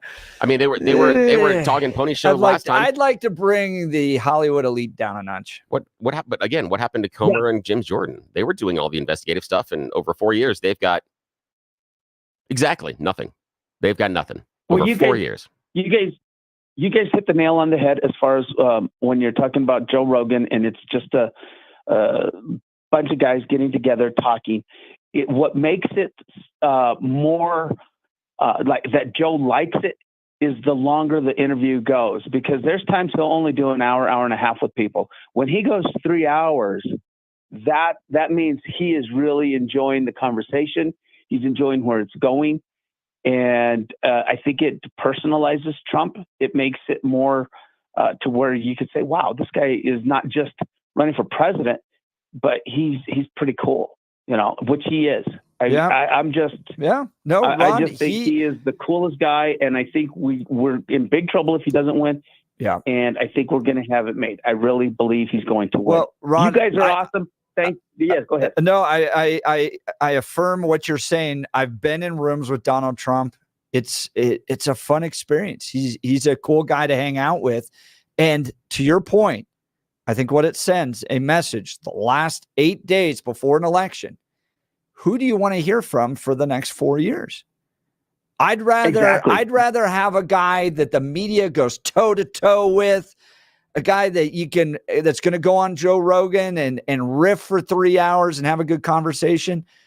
I don't want to live in a country. I'm tired of this where the media gives the left a pass while they're implementing terrible policy decisions and they just let them go. The only guy that's willing to push back on them is Peter Ducey in Fox News. That's it. That's all we get. I'd rather have that.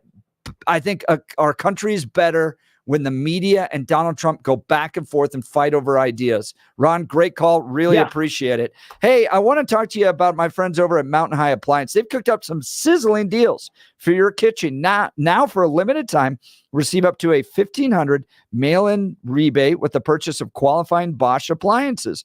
Enjoy the Mountain High Appliance price match guarantee and their special financing options. Visit one of their 4 locations for all the details and upgrade your kitchen with Bosch appliances in Denver at East 64th, Littleton, Louisville, and Glenwood Springs. Mountain High Appliance, experience the difference. We'll continue with your calls and texts. You're listening to the Jeff and Bill Show. Denver's talk leader, News Talk 710 KNUS.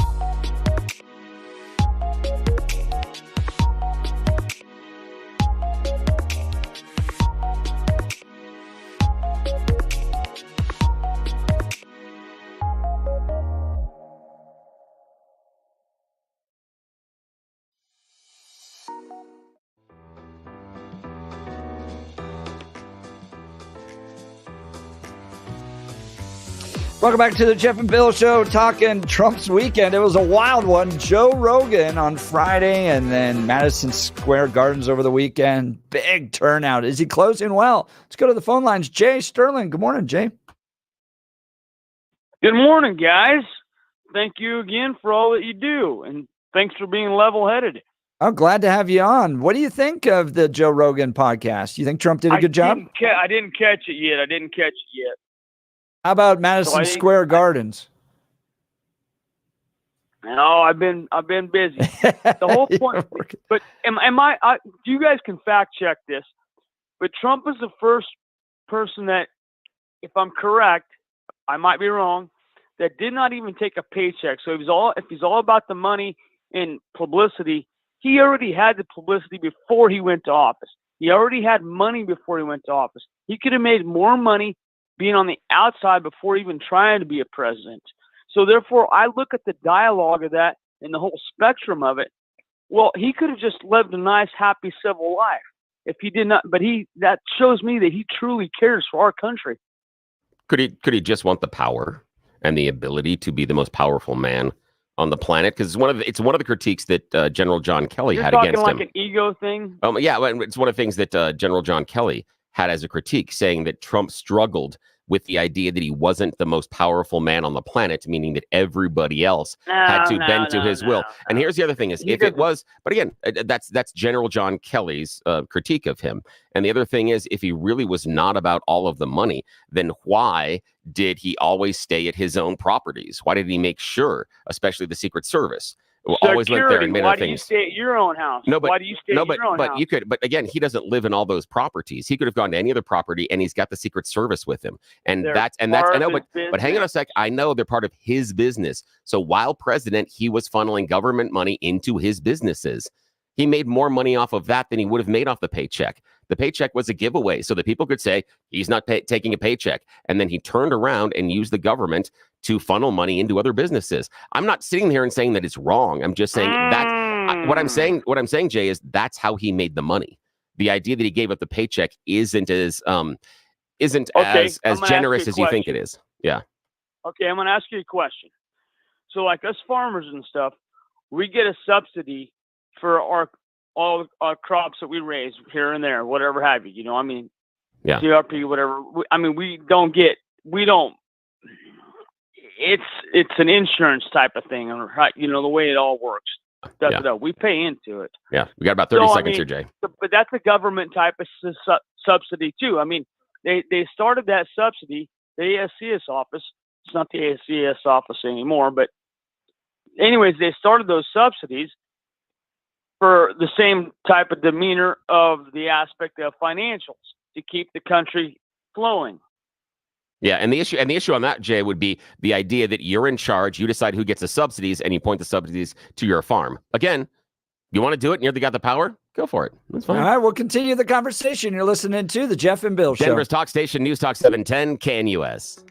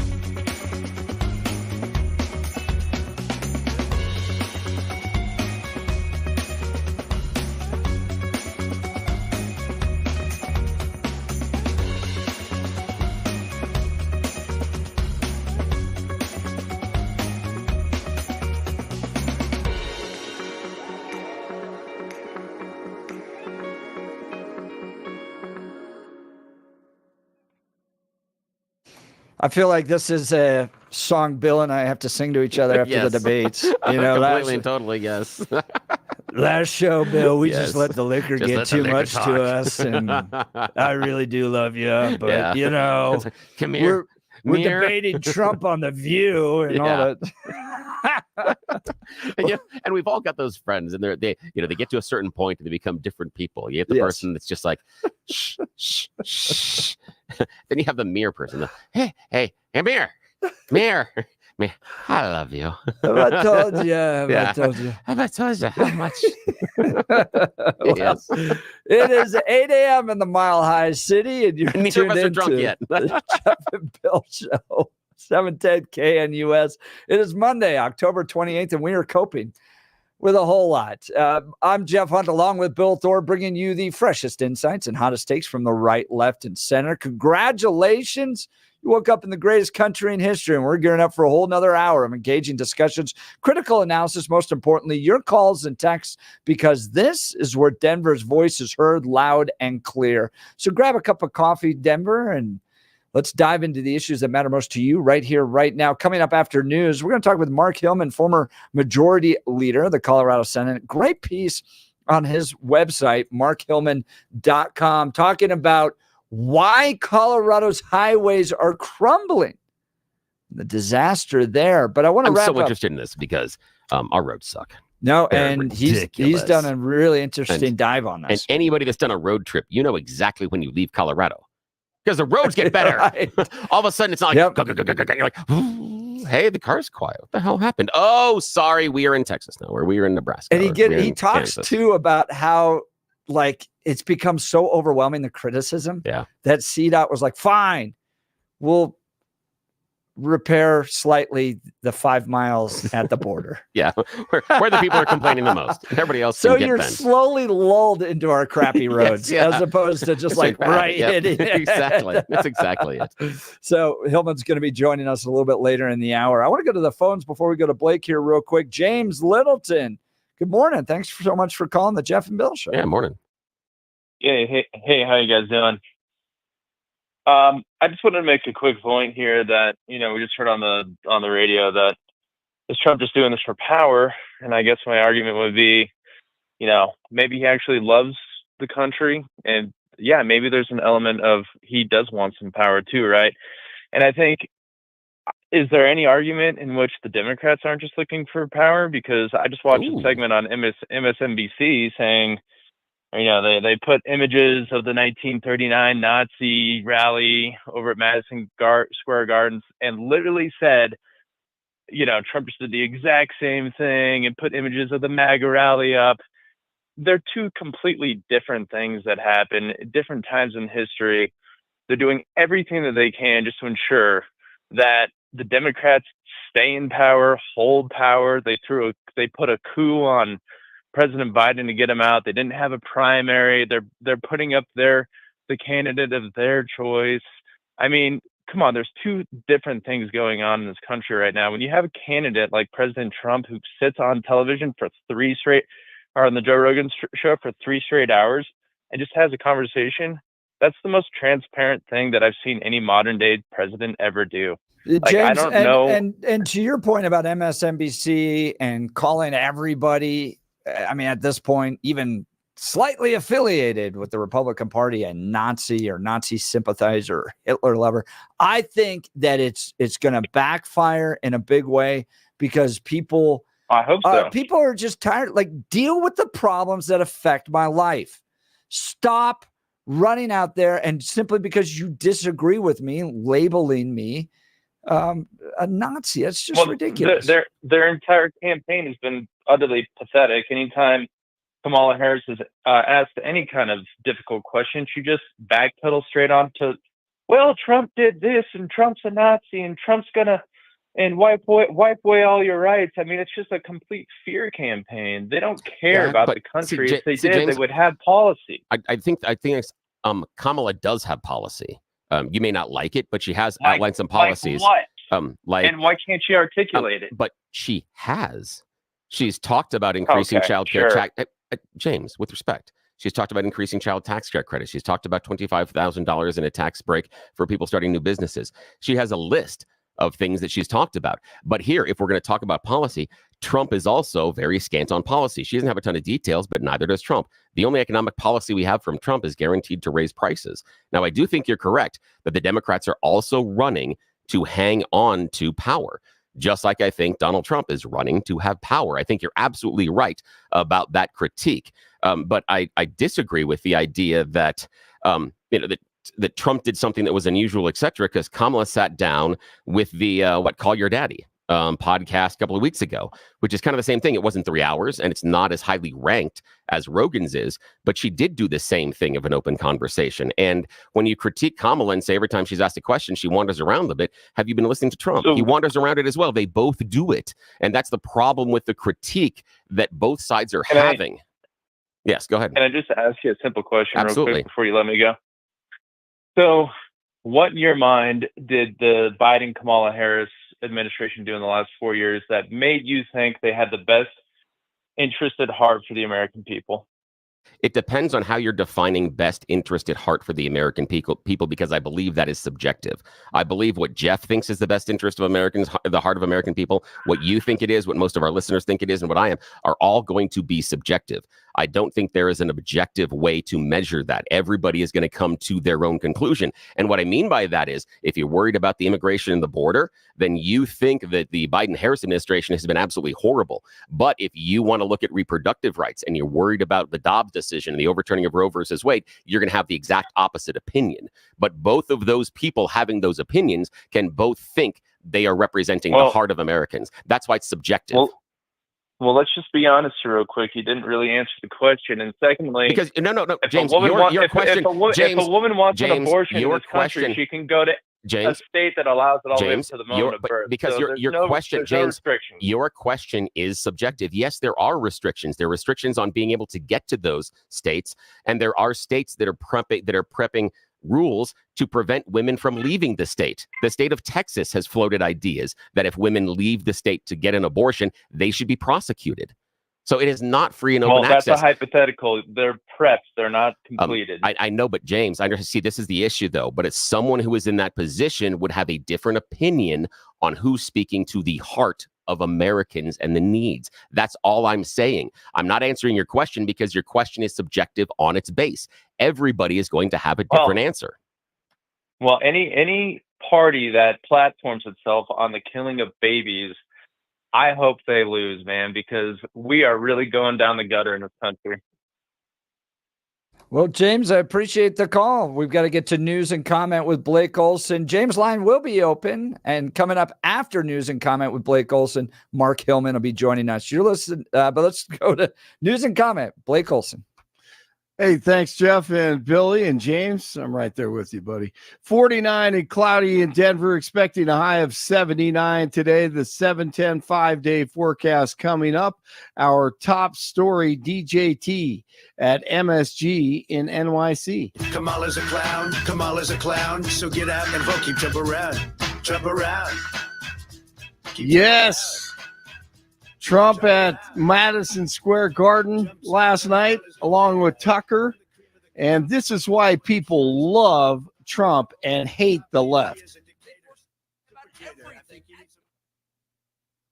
Well, I'm going to get it right now. Here we go. I got it going, and it won't stop. Doggone it. The Here party we go. won't stop. My party won't stop. Blew up the Nord Stream Here pipeline. we go. No, honestly, he did. January 6th was an insurrection. They were unarmed, but it was very insurrection-y. Not even the obvious ones, but the big lie. You know what the big lie is? The big lie is that they're impressive. That's what the big lie is. That the people in charge have somehow earned the right to rule over you, and they haven't. And you know that. These are the single most useless people in the United States. They have no skills whatsoever. They've got 3/4 of the money, and they didn't earn it. All right, now we go. Yeah, I totally agree with Tucker. It was an awesome speech. Need to check it out. Hey, great example of this. Benny Johnson. He goes to West Atlanta. Plenty of black people cannot stand Democrats and are patriots. We're not voting Trump because it's a racist situation. We voting Trump because we believe in the South and our gun rights, right? I'm pro-life. I think inflation was under control during Trump. It's time for America to get back to being great. And no, America was always great for black folks, Latino folks, white folks. Ain't nothing wrong with being pro-America. We born here, we raised here. We ain't never seen nothing else. Most of us, these neighborhoods, American heroes, American history. Why not? You see artists supporting things you're supposed to do. You go in any other country around the world, they doing it. Why can't we love our country? Why can't we, make America great again? I'm a small business owner. You see my son in the car with me. We just dropped off an order. We trying to do business. I love Atlanta. I love this city. Some people vote blue. Some people vote red. Me, I have a right to say, hey, I want to make America great again. I believe in brotherhood. I believe in sisterhood. I believe in spirituality. I believe all the good things that made this country great still exist. Yes. Yes. Yes. Yes. Yes. Love it. Yes. Yes. A man is recovering after a shooting involving Weld County Sheriff's Office deputies. Police responded to a disturbance on Sunday morning. When they arrived, they encountered an armed man who fired at officers. One of the deputies fired his weapon, hitting him twice. The man was taken to a hospital and is expected to survive. 4 members of a family in Colorado are dead after a fiery two-car crash in Thornton over the weekend. It happened on Saturday night around 7:30.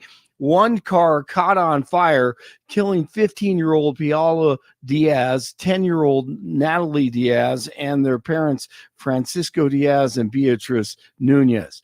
The driver of the other vehicle was taken to a hospital with serious injuries.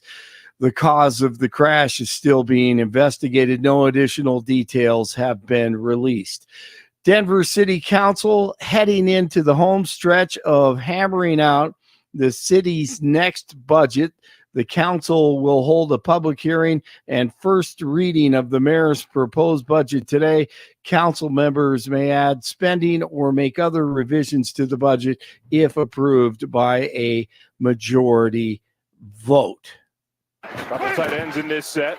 Nix shows off the arm strength of a one-handed grab. National Tight Ends Day. Adam Troutman says, it's my day. Broncos are 5-3. They beat the Panthers yesterday, that is 28-14, and they get ready for the Ravens coming up this week. And it's going to be getting longer by the second. You're all the way back at the 30-yard line. Now you can step into it. Here comes the Hail Mary with the game on the line. And the ball is caught! Caught! It's a miracle! It's Noah Brown! Oh, my goodness! Hail Mary in D.C. Is going crazy. Sunday, the Commanders beat the Bears in a heartbreaker for Chicago. Buffs, big win over Cincinnati over the weekend. CSU, another victory. Good for them. UNC shut out by Montana. Utah State sneaks by WIO. And Air Force this week against Army. Dodgers try to take a commanding 3-0 lead over the Yankees in the World Series tonight. 47 in Parker, 46 in North Glen, 49 in Denver. Jeff and Billy continue. It's Monday. Blake Olson, News Talk 710 KNUS.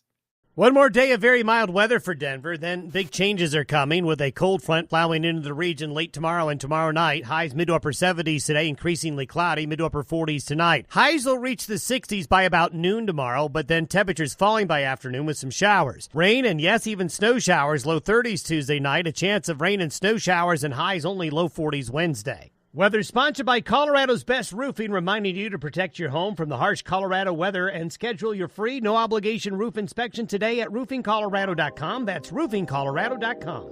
Meteorologist Don Day in the 710 KNUS Weather Center.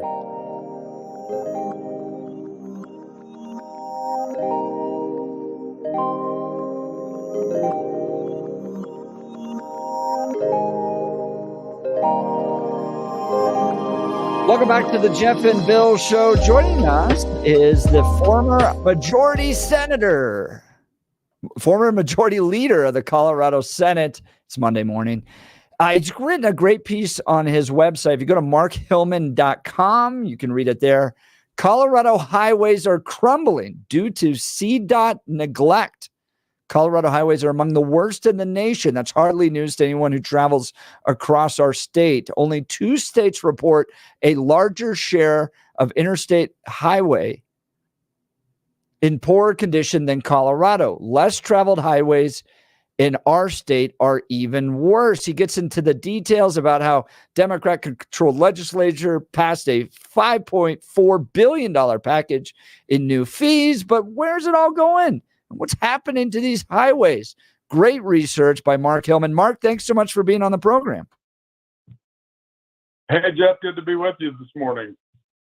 Oh, gosh. It feels like the money's there, but the emphasis, the desire to improve the roads isn't. Can you give us an insight into what you found?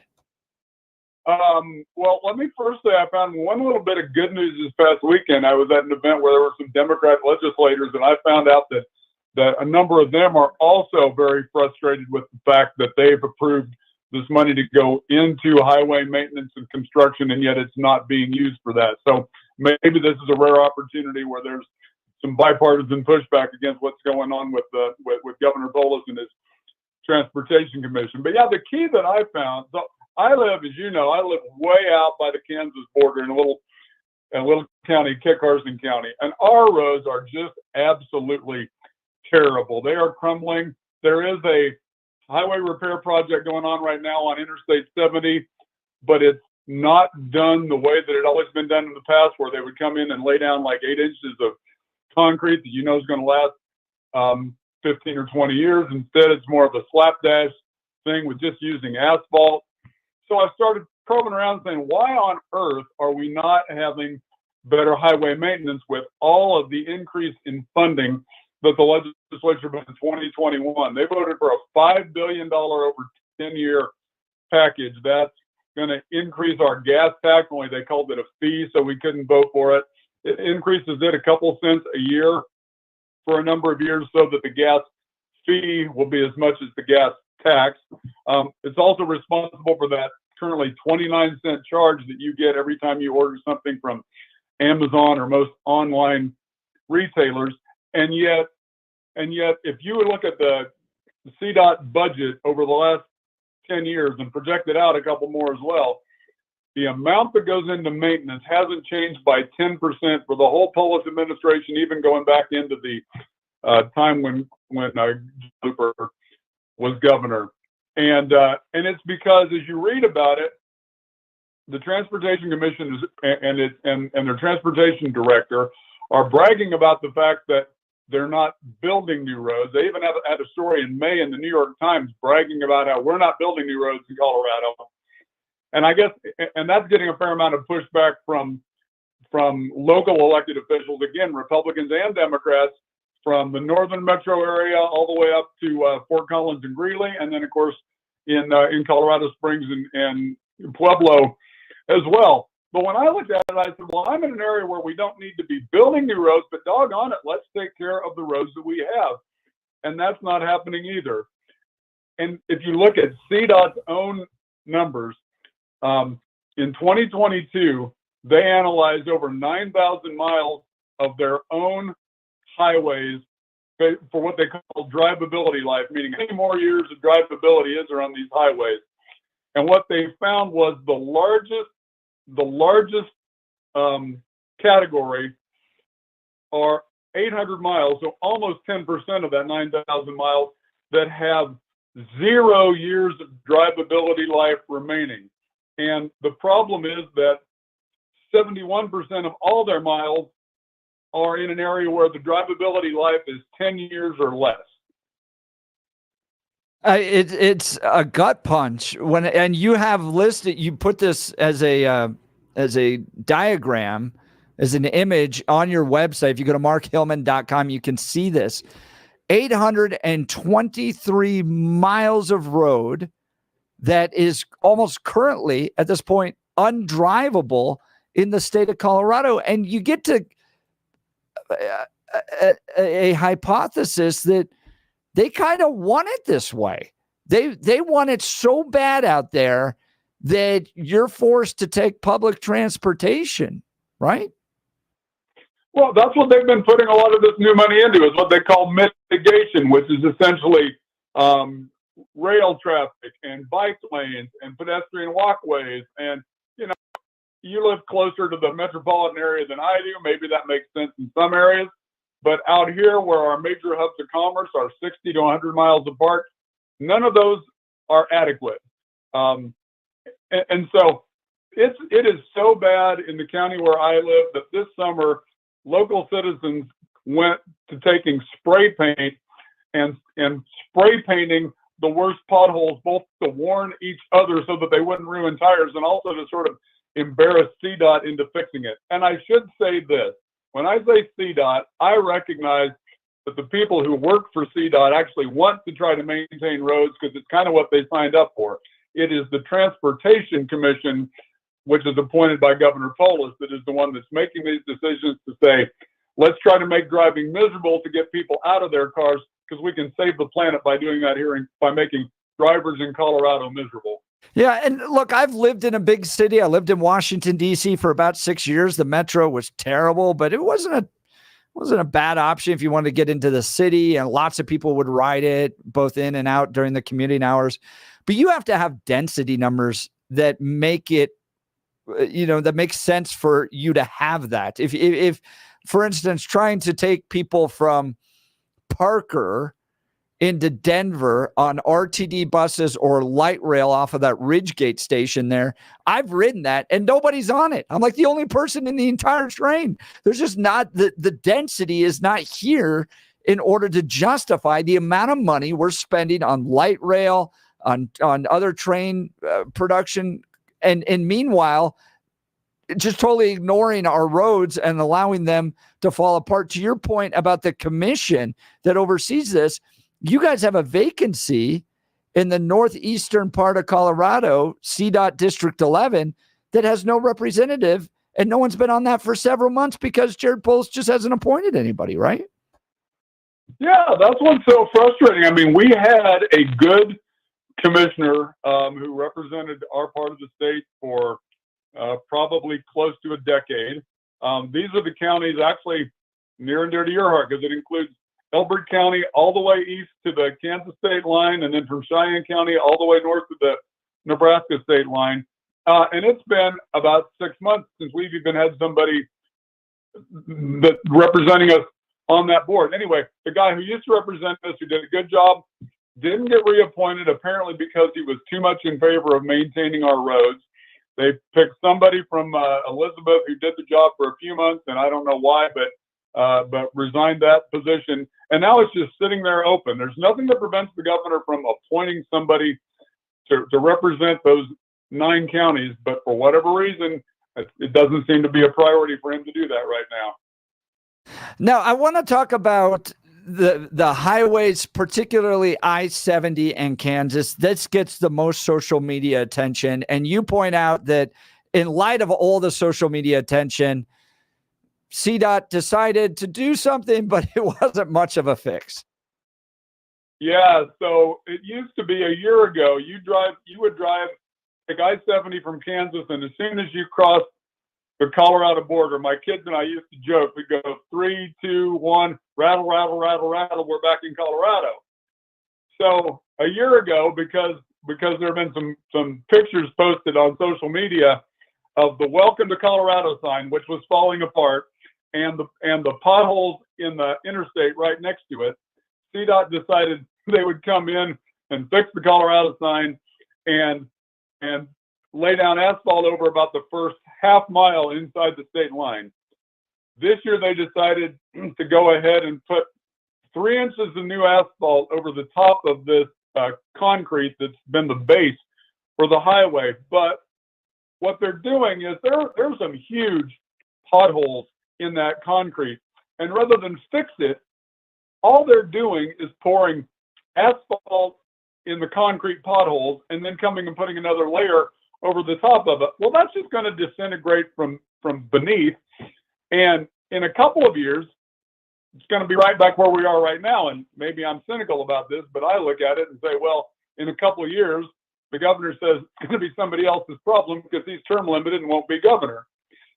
And then if you look at the eastbound side that takes people back to Kansas, in this whole repair project, they're not even fixing the last 13 from Burlington, Colorado to the Kansas state line. So when you drive in, the passing lane, the right-hand lane is full of potholes that may be as much as like 4 to 5 feet wide, 2 feet across, and a good 6 inches deep. There's a picture I posted with one of these stories of a 5-gallon bucket sitting in it, and the 5-gallon bucket is dwarfed by the pothole.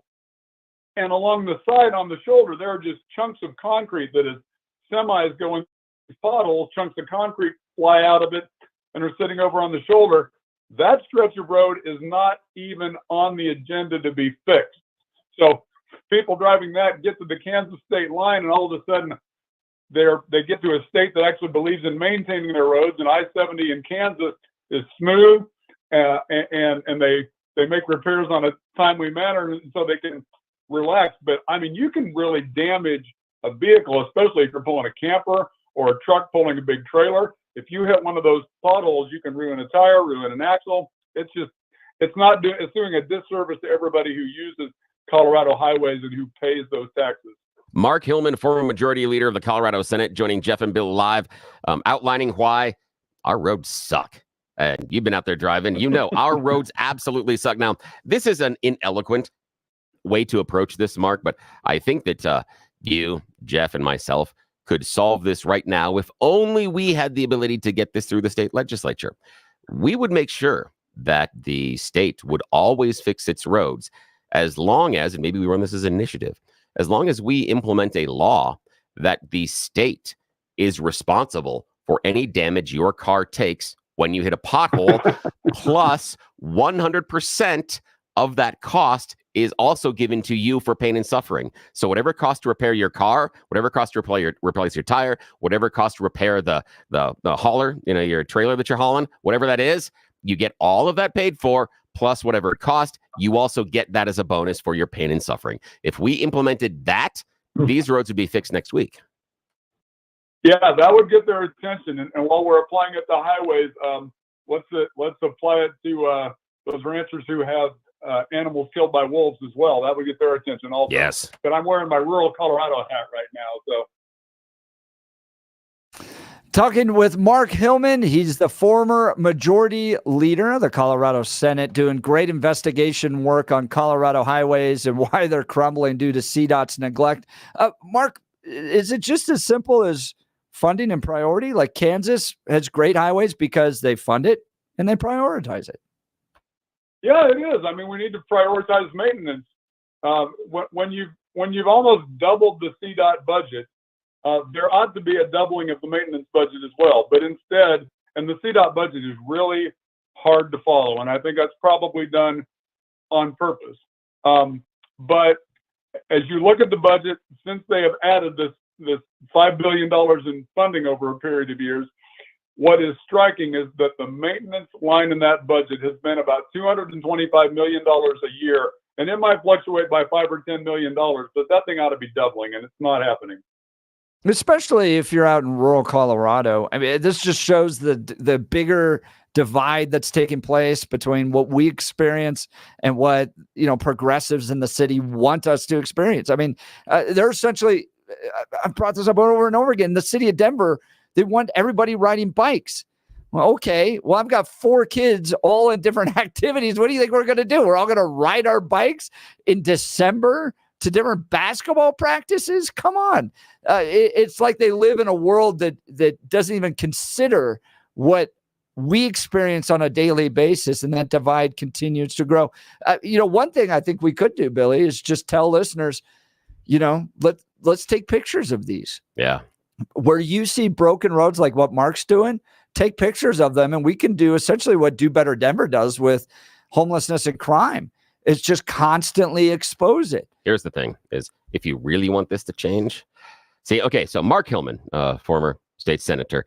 This is where Jeff has the good ideas, and then I take them and I make them something really bizarre and weird. This is the part of the show where it happens. So while I think Jeff is smart and right about taking the pictures of the potholes and stuff, no. What you do is everybody carries around a small can of spray paint, and you paint signs and things around them. Some may be appropriate to have in public. Some of them may not be appropriate to have in public. And then you take pictures and share where those intersections or places on our roads are. If you want attention, you're going to have to make a little bit of noise. So I think Jeff's got a great idea. Unfortunately, I'm going to twist this thing into something that's going to get us in trouble. That's even better. And it would be, yes. If they're naughty pictures around exactly. the potholes, then then there's definitely a motivation to fix them. Exactly. That's the point. To Gabe's point here, though, and we didn't even bring this up, but how rough it is for motorcyclers. Oh, that's awful. I see the trikes out there, and I see other three-wheeled vehicles. I'm like, how do you possibly avoid the potholes?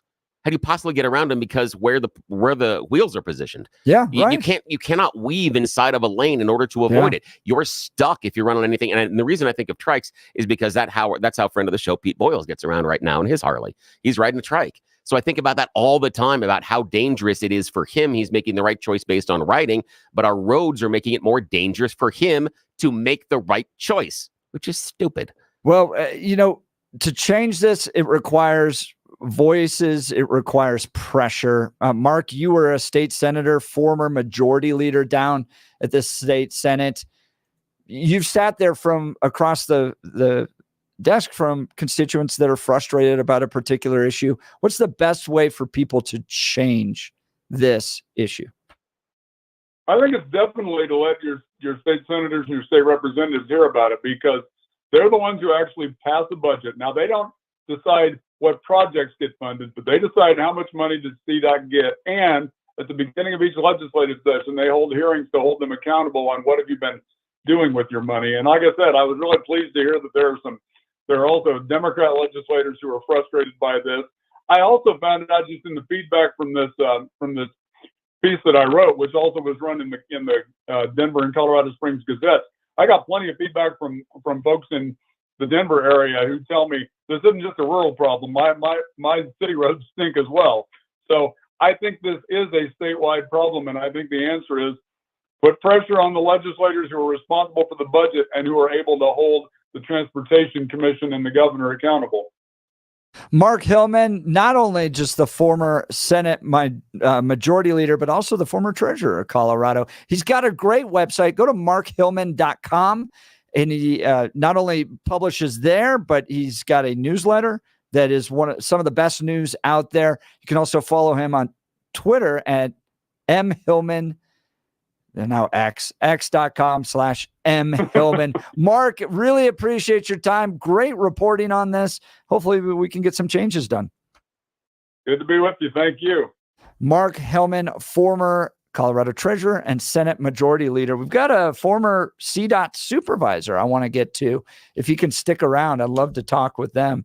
But first, I want to tell you about my good friends over at the Empower Home, Gay Ribble, the Empower Home team. Did you know that last year, over 49% of the homes listed did not sell with real estate agent who took the initial listing? This cost home sellers thousands of dollars in lower offers and painful holding costs. Gay Ribble and the Empower Home team of Keller Williams have a track record of selling homes fast and getting their home sellers 6.1% more money on average, netting their sellers $30,500 more in their pocket. They do this using their proven proprietary system and guarantees. Go with the team that doesn't just make empty promises, but can actually provide proof of their expertise and track record of getting homes sold for top dollar. I saw in the Wall Street Journal the other day that this is like the second worst year for home sales since 1995. So if you're going to face those challenges, you're going into the market, maybe you need to move, maybe it's a new job, maybe you've got family that's requiring you to move, whatever it might be. Maybe you just want to step up. You've outgrown your home. You can't go with somebody that's inexperienced. You have to go with the pros, and the real pros, Gay Ribble and the Empower Home team. They're so confident in their service that they provide and the results that they get you, that if you are not happy, you can cancel at any time at no cost to you. This is their cancellation promise. Call 833-301-SOLD, 833-301-SOLD, or visit gayasthebuyers.com. That's GAYE hasthebuyers.com. We'll get to the calls and texts. You're listening to the Jeff and Bill Show. Denver's talk leader, News Talk 710, KNUS.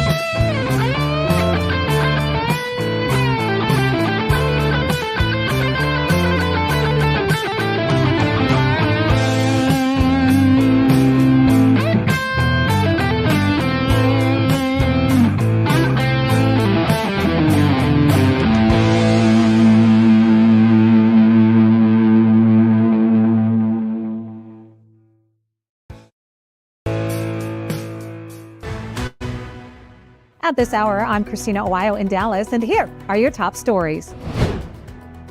45 people, including 41 non-citizens, have been arrested in Florida for looting in the weeks after Hurricanes Helene and Milton tore through the state. Pinellas County deputies launched a crackdown on both looting and unlicensed contracting after the damage drew an unprecedented amount of, quote, bad actors to the beaches. Pinellas County Sheriff Bob Gualtieri said, "We've never seen anything of this magnitude before. We've never seen this influx of people from out of the area that are clearly just here to steal and pilfer and to do bad things and to target these vulnerable people." The people arrested are being charged with armed robbery, burglary, loitering and prowling, grand theft, vandalism, and trespassing. An Israeli attack on Iran damaged facilities at a secretive military base southeast of the Iranian capital that experts in the past have linked to Tehran's one-time nuclear weapons program, and at another base tied to its ballistic missile program. That's according to satellite photos analyzed on Sunday. Some of the buildings damaged sat in Iran's Parchin military base, where the International Atomic Energy Agency suspects Iran in the past conducted tests of high explosives that could trigger a nuclear weapon. The other damage could be seen at a nearby military base, which analysts believe hides an underground tunnel system and missile production sites. Iran's military has not acknowledged damage at either site. That's what you need to know at this hour. In Dallas, Christina Wild, Salem News Channel.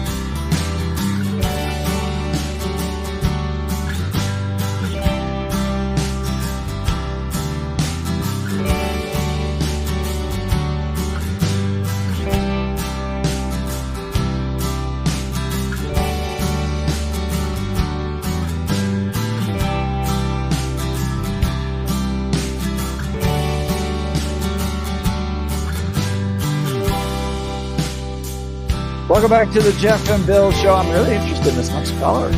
We just wrapped up an interview with Mark Hillman, former Colorado treasurer, and former Senate Majority Leader. Wrote a piece about Colorado's highways are crumbling due to CDOT neglect. And he hints very strongly, and I think he's got good evidence, that this isn't intentional.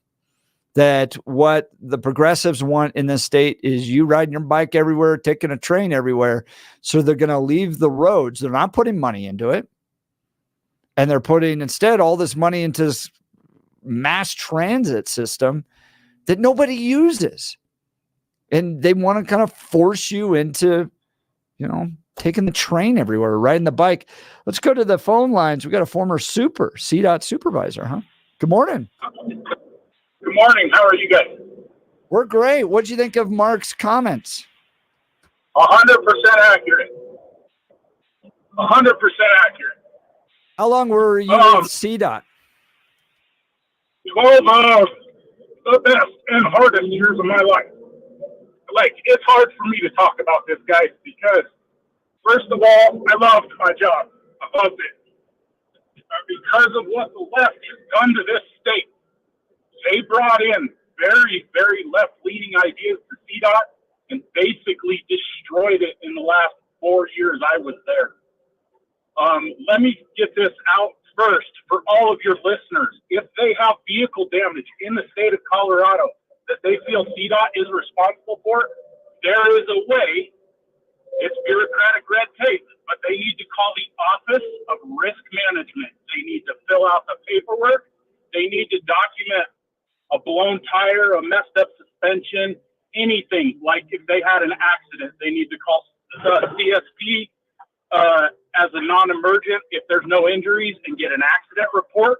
And CDOT risk management, because CDOT is self-insured, it'll be jumping through hoops and hoops and hoops, but you can get that stuff fixed.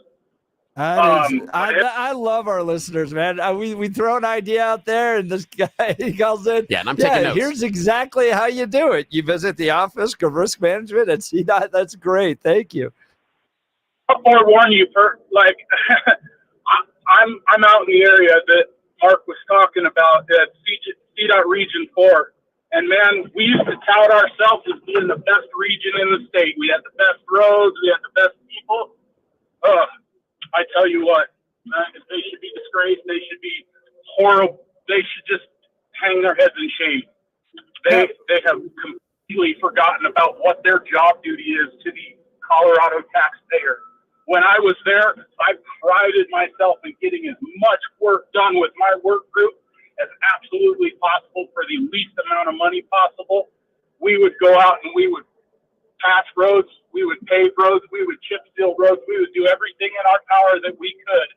And, there was a long laundry list of reasons why I left CDOT, but some of the reasons why is because of the bureaucratic hand tying that was going on, that was stopping the maintenance forces from actually repairing the roads.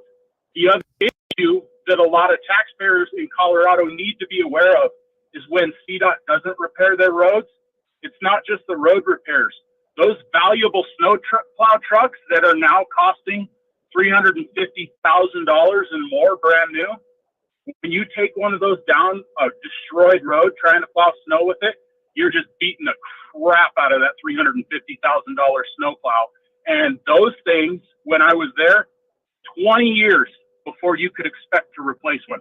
So a gentleman's entire career, if he started off in a brand new truck, chances are he would never see another new truck in 20 years. And They don't maintain like they're going to be there for 20 years. When I was there, and I've been gone now for about 6 years, but when I was there, they had a program, and I'm sure they probably still do it, where they would trade in other pieces of equipment, 3 for 1, 4 for 1, 5 for 1, to get new equipment. They were trading in obsolete, like 40, 50-year equipment and getting rid of asset numbers. That's why CDOT doesn't do the work anymore. They would trade in a paver to get one snowplow truck. But on top of that paver, they'd trade in 3 or 4 mowing tractors. They would trade in 3 or 4 one-ton utility pickups. So now, instead of having your road crews going out and fixing these potholes when they're small in a 1-ton pickup, now they have to take a tandem dump truck that gets 2 miles to the gallon out there to fix a 4x4 pothole. Wow. And, and that makes it more expensive. And so they can say, this is why we shouldn't be investing here, because it is so expensive to replace our roads. We instead should funnel the money to the bike lanes and the trains and everything else, because that's where the money should go, because they've created the problem of repairing the roads being more expensive. Exactly. And their new director, Shoshana Liu, her father was a transportation director for, I think it was either Bill Clinton or Obama. I don't remember exactly which. Yeah, I think it's Obama, and he also was the ambassador to Israel at one point in time, connected to Democrats. And we had someone else off the air call in and say, yeah, she is basically a poster child for political nepotism. This is not something that in their minds, this person, and they had some background information, has earned. This was someone that was placed in there because they had the right last name and daddy knew the right people.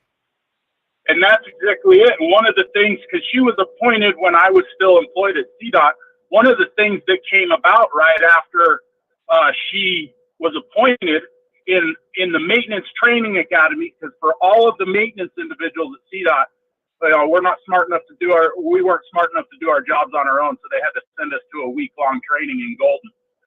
One of the things that they made us learn was how to be more accepting of bicyclists. Like, that was an actual training that we had to take so that a bicycling community out of Boulder could come and tell us why we should give the bicycles more room when we're operating and doing a service to the motoring public who pay taxes to fix the road versus the bicycling public who pay no taxes to fix the road when they're riding a bike. Now, this is interesting. Now, again, you're a former supervisor and you spent a lot of time repairing the roads and working with CDOT, and we sure appreciate your time here on the Jeff and Bill Show. So it may have been a number of years since you've been on a bicycle. It's been about 2 years since I got my fat butt on a bike. I don't know when the last time Jeff was on a bike. But last time I checked, they're fairly easy to maneuver around large equipment. When I was on the road, I could move around large equipment. Like if there was, I don't know, someone repairing a pothole in front of me, I could get out of the way on my bike. It was much more difficult for that repair crew or that large machinery that is coming down the road to get the hell out of my way. I find it very interesting that you're pointing out that the idea was you that are doing the repairs need to be more conscious of what the very small, very maneuverable transportation had the ability to do. It seems backwards. It seems completely backwards.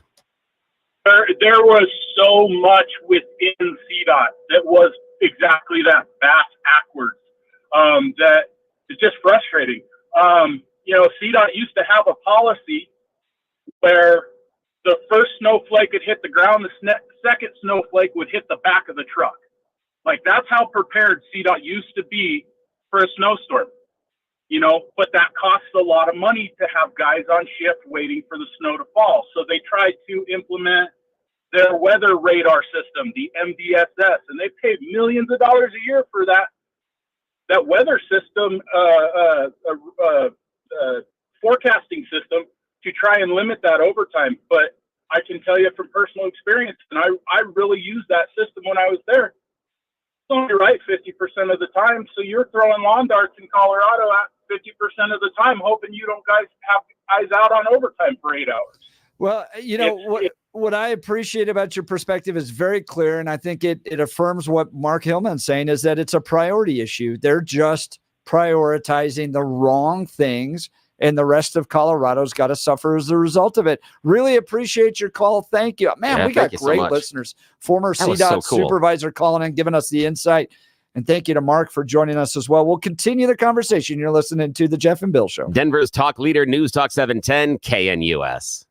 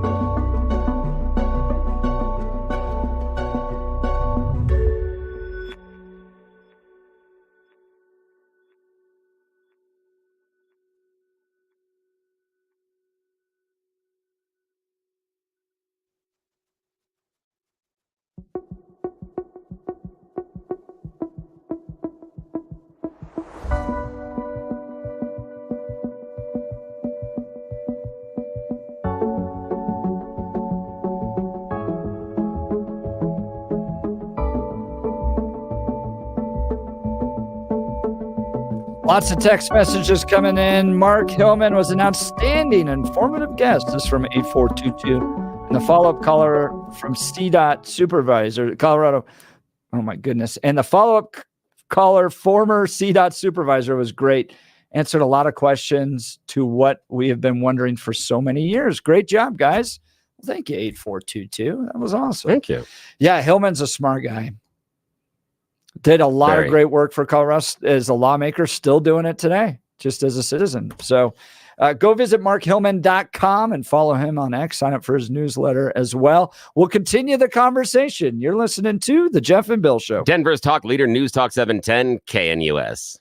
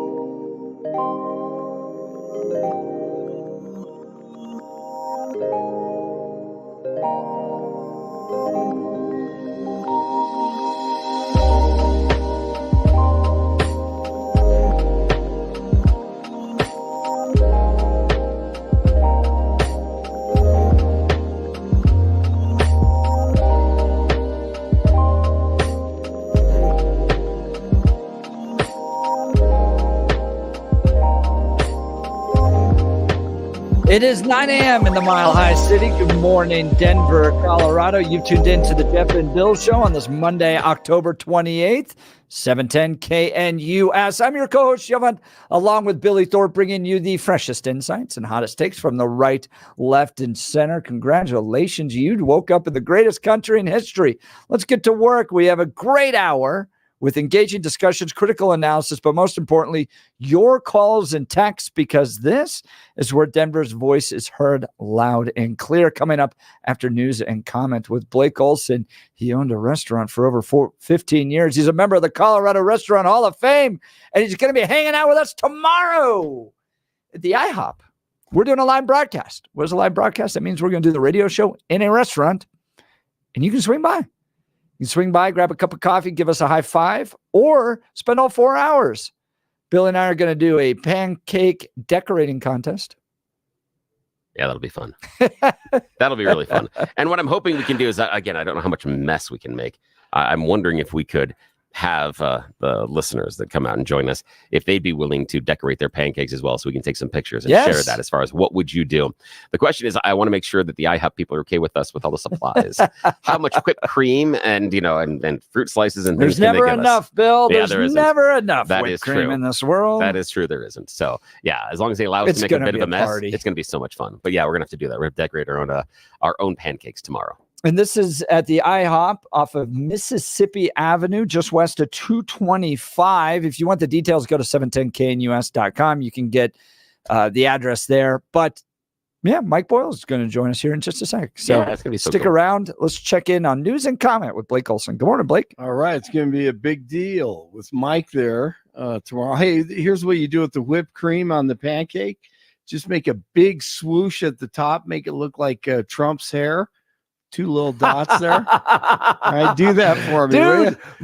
That's the idea right there. Yeah, the best Donald Trump pancake impression you can do with the whipped cream. Yes, right on the top of it. Big. We do Brilliant. this all the time. Yeah, Blake, we decorate those things all the time. My younger son loves it, but I made a Trump haircut pancake one day. So do that tomorrow. I want to see a photo of it. That'd be good. 53 and cloudy in Denver, expecting a high of 79 today. The 7-10 5-day forecast coming up. Our top story, ripping this one off from Mark Hillman. Rattle, rattle, rattle. We're back in Colorado.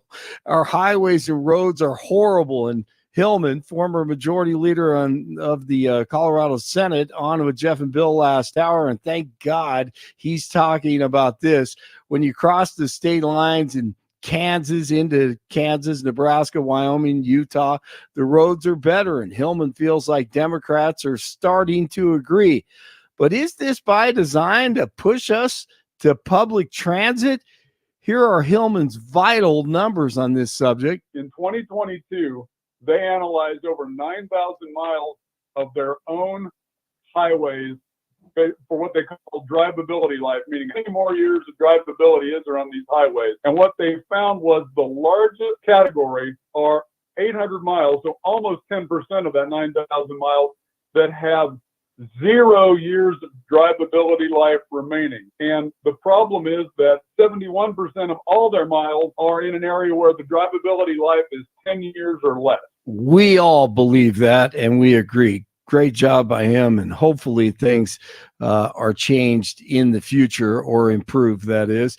DJT at Madison Square Garden on Sunday, packed house with tens and tens and tens of thousands of people outside hoping to get in. 3 weeks ago, she was saying there was only 32 days left, right? And she's reading it like, and it stopped. And she went, there's 32 days. Today we got 32 days until the election. So 32 days. 32 days. Okay, we got some business to do. All right, 32 days. And we know we will do it. He said, this isn't pretty. Kamala Harris is a train wreck who has destroyed everything in her path. Amen. Dude, that is, first of all, there's so much to say there.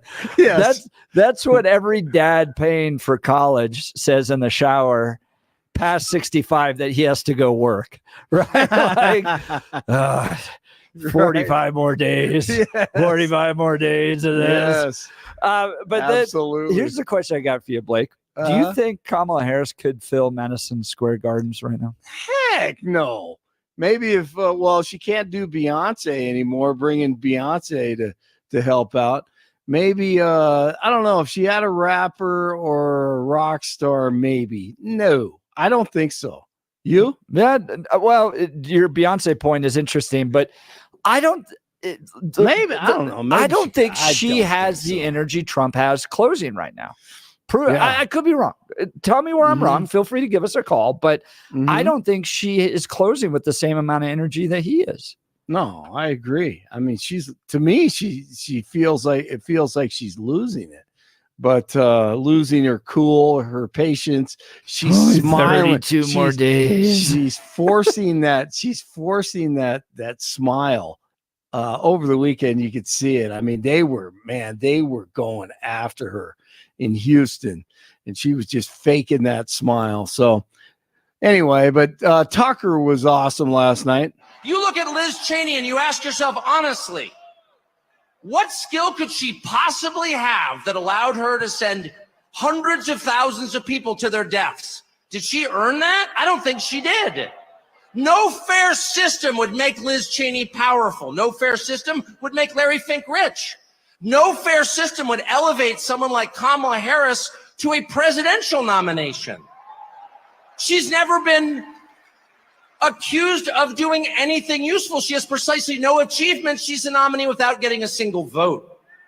She is a metaphor for the system they created to make themselves rich and powerful. And then they have the gall to lecture you, the people who can actually change a flat tire and repair a power grid. Yeah, it's so good.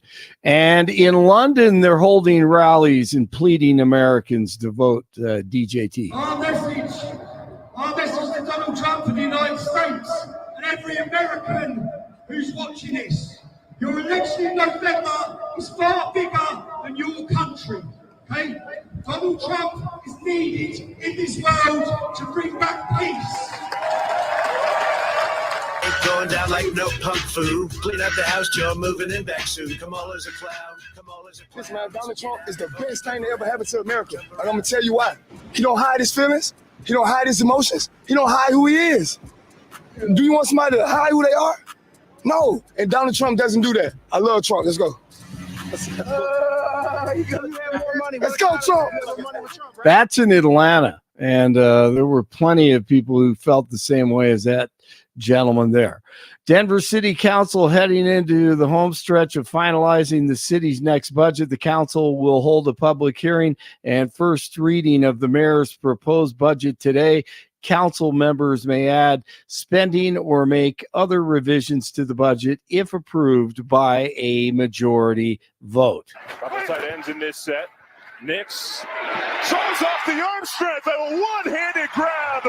National tight ends day. Adam Troutman says it's my. All right, Broncos are 5-3. They beat the Panthers 28-14. And it's going to be getting longer by the second. You're all the way back at the 30-yard line. Now you can step into it. Here comes the Hail Mary with the game on the line. And the ball is caught! Caught! It's a miracle! It's Noah Brown! Oh, my goodness!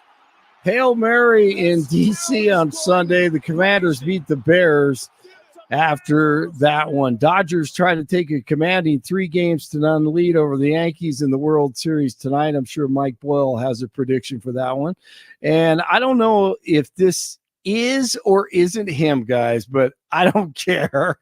I do not care.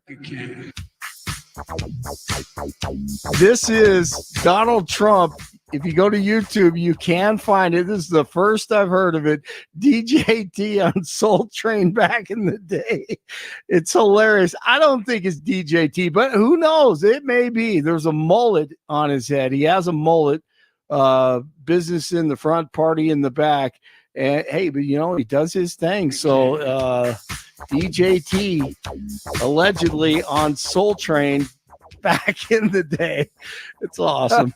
Finn, yeah, you got to check it out, Snopes man. is saying it's not, but It's not him? We'll Yeah. all enjoy it. It's just your token white guy on Soul Train. I love it.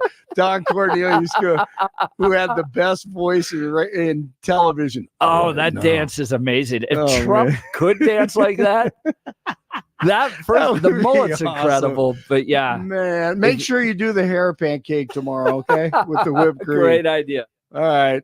50 in Lone Tree, 51 in Westminster, 53 in Denver. Jeff and Bill continue with Mike Boyle. Monday is this morning. Blake Olson, News Talk 710 KNUS. One more day of very mild weather for Denver, then big changes are coming with a cold front plowing into the region late tomorrow and tomorrow night. Highs mid to upper 70s today, increasingly cloudy, mid to upper 40s tonight. Highs will reach the 60s by about noon tomorrow, but then temperatures falling by afternoon with some showers. Rain and yes, even snow showers, low 30s Tuesday night. A chance of rain and snow showers and highs only low 40s Wednesday. Weather sponsored by Colorado's Best Roofing, reminding you to protect your home from the harsh Colorado weather and schedule your free, no-obligation roof inspection today at roofingcolorado.com. That's roofingcolorado.com. Meteorologist Don Day in the 710 KNUS Weather Center.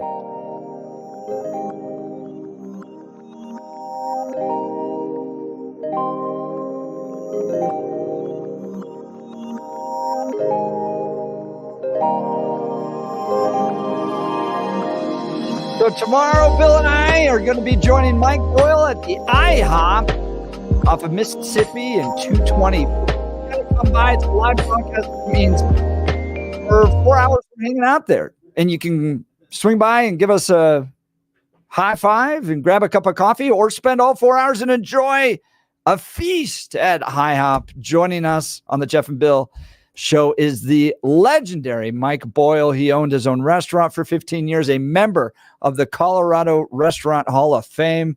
He's got his own show on the weekends here. Mike, thanks so much for being on the program.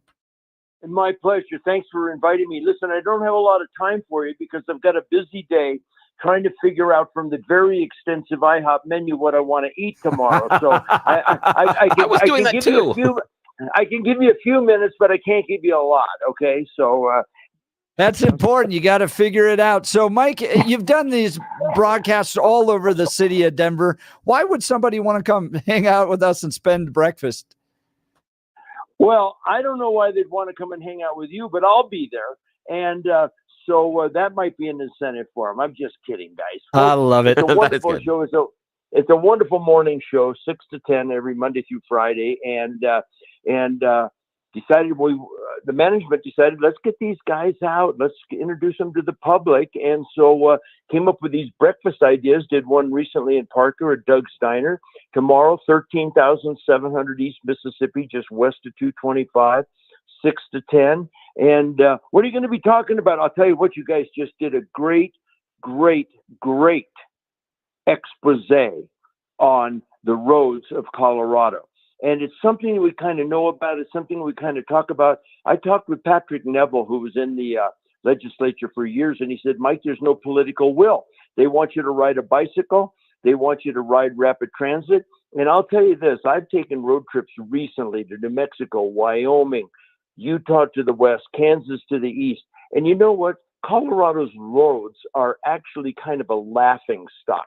People talk about coming from Kansas to go ski, and they say, we hate it. As soon as we cross the state line, we know what we're going to get as far as Colorado roads are concerned. Yeah, and you know what, Mike, when you talk about the idea of them, pushing them into bicycles and getting us into mass transit, I think that CDOT does itself its own disservice, and we have a great example. Yesterday evening, after the Broncos got a wonderful win over Carolina, they don't know how to run the trains efficiently afterwards to get people home. If you want to have this new population say, hey, this mass transit thing works really good, maybe you shouldn't leave them waiting for over an hour for a train post-game. Move them quicker. Show the mass transit can work. But the one time they have over 70,000 people using mass transit, they can't get it to work right because, of course, they can't. Well, and I think that Americans believe the same way about cars as they do about guns. You've seen that bumper sticker. It'll be "Pride from my cold, dead fingers." This is a fossil fuel economy. Yep. And matter of fact, the world is. And folks, we're going to be driving our cars till the end of time. And you can talk about electric, you can talk about hybrids. I've ridden more miles on a bicycle in this state than all of the legislature put together. And when you're riding a bike, you've got to be careful because the roads are in such disrepair. I thought it was a wonderful report from former Senator Oh, Hellman. yeah, you're right. You're right. And you're right Appreciate about that. As far as the idea, we are not going to give up our cars here in America. One, because of the distance we have to travel. And until we get to like the Star Trek world and we're doing transporter technology, that's it. Until you can just go boop and you appear somewhere else, we're going to be in our cars. And it's just a lifestyle issue. Yes. Look, I've got a kid in basketball. I've got a kid in football. I've got a kid in the play. I've got a kid playing soccer. And I spend, they're not all in the same place. No, and here's an example. This is a thing that, and all of us have done this.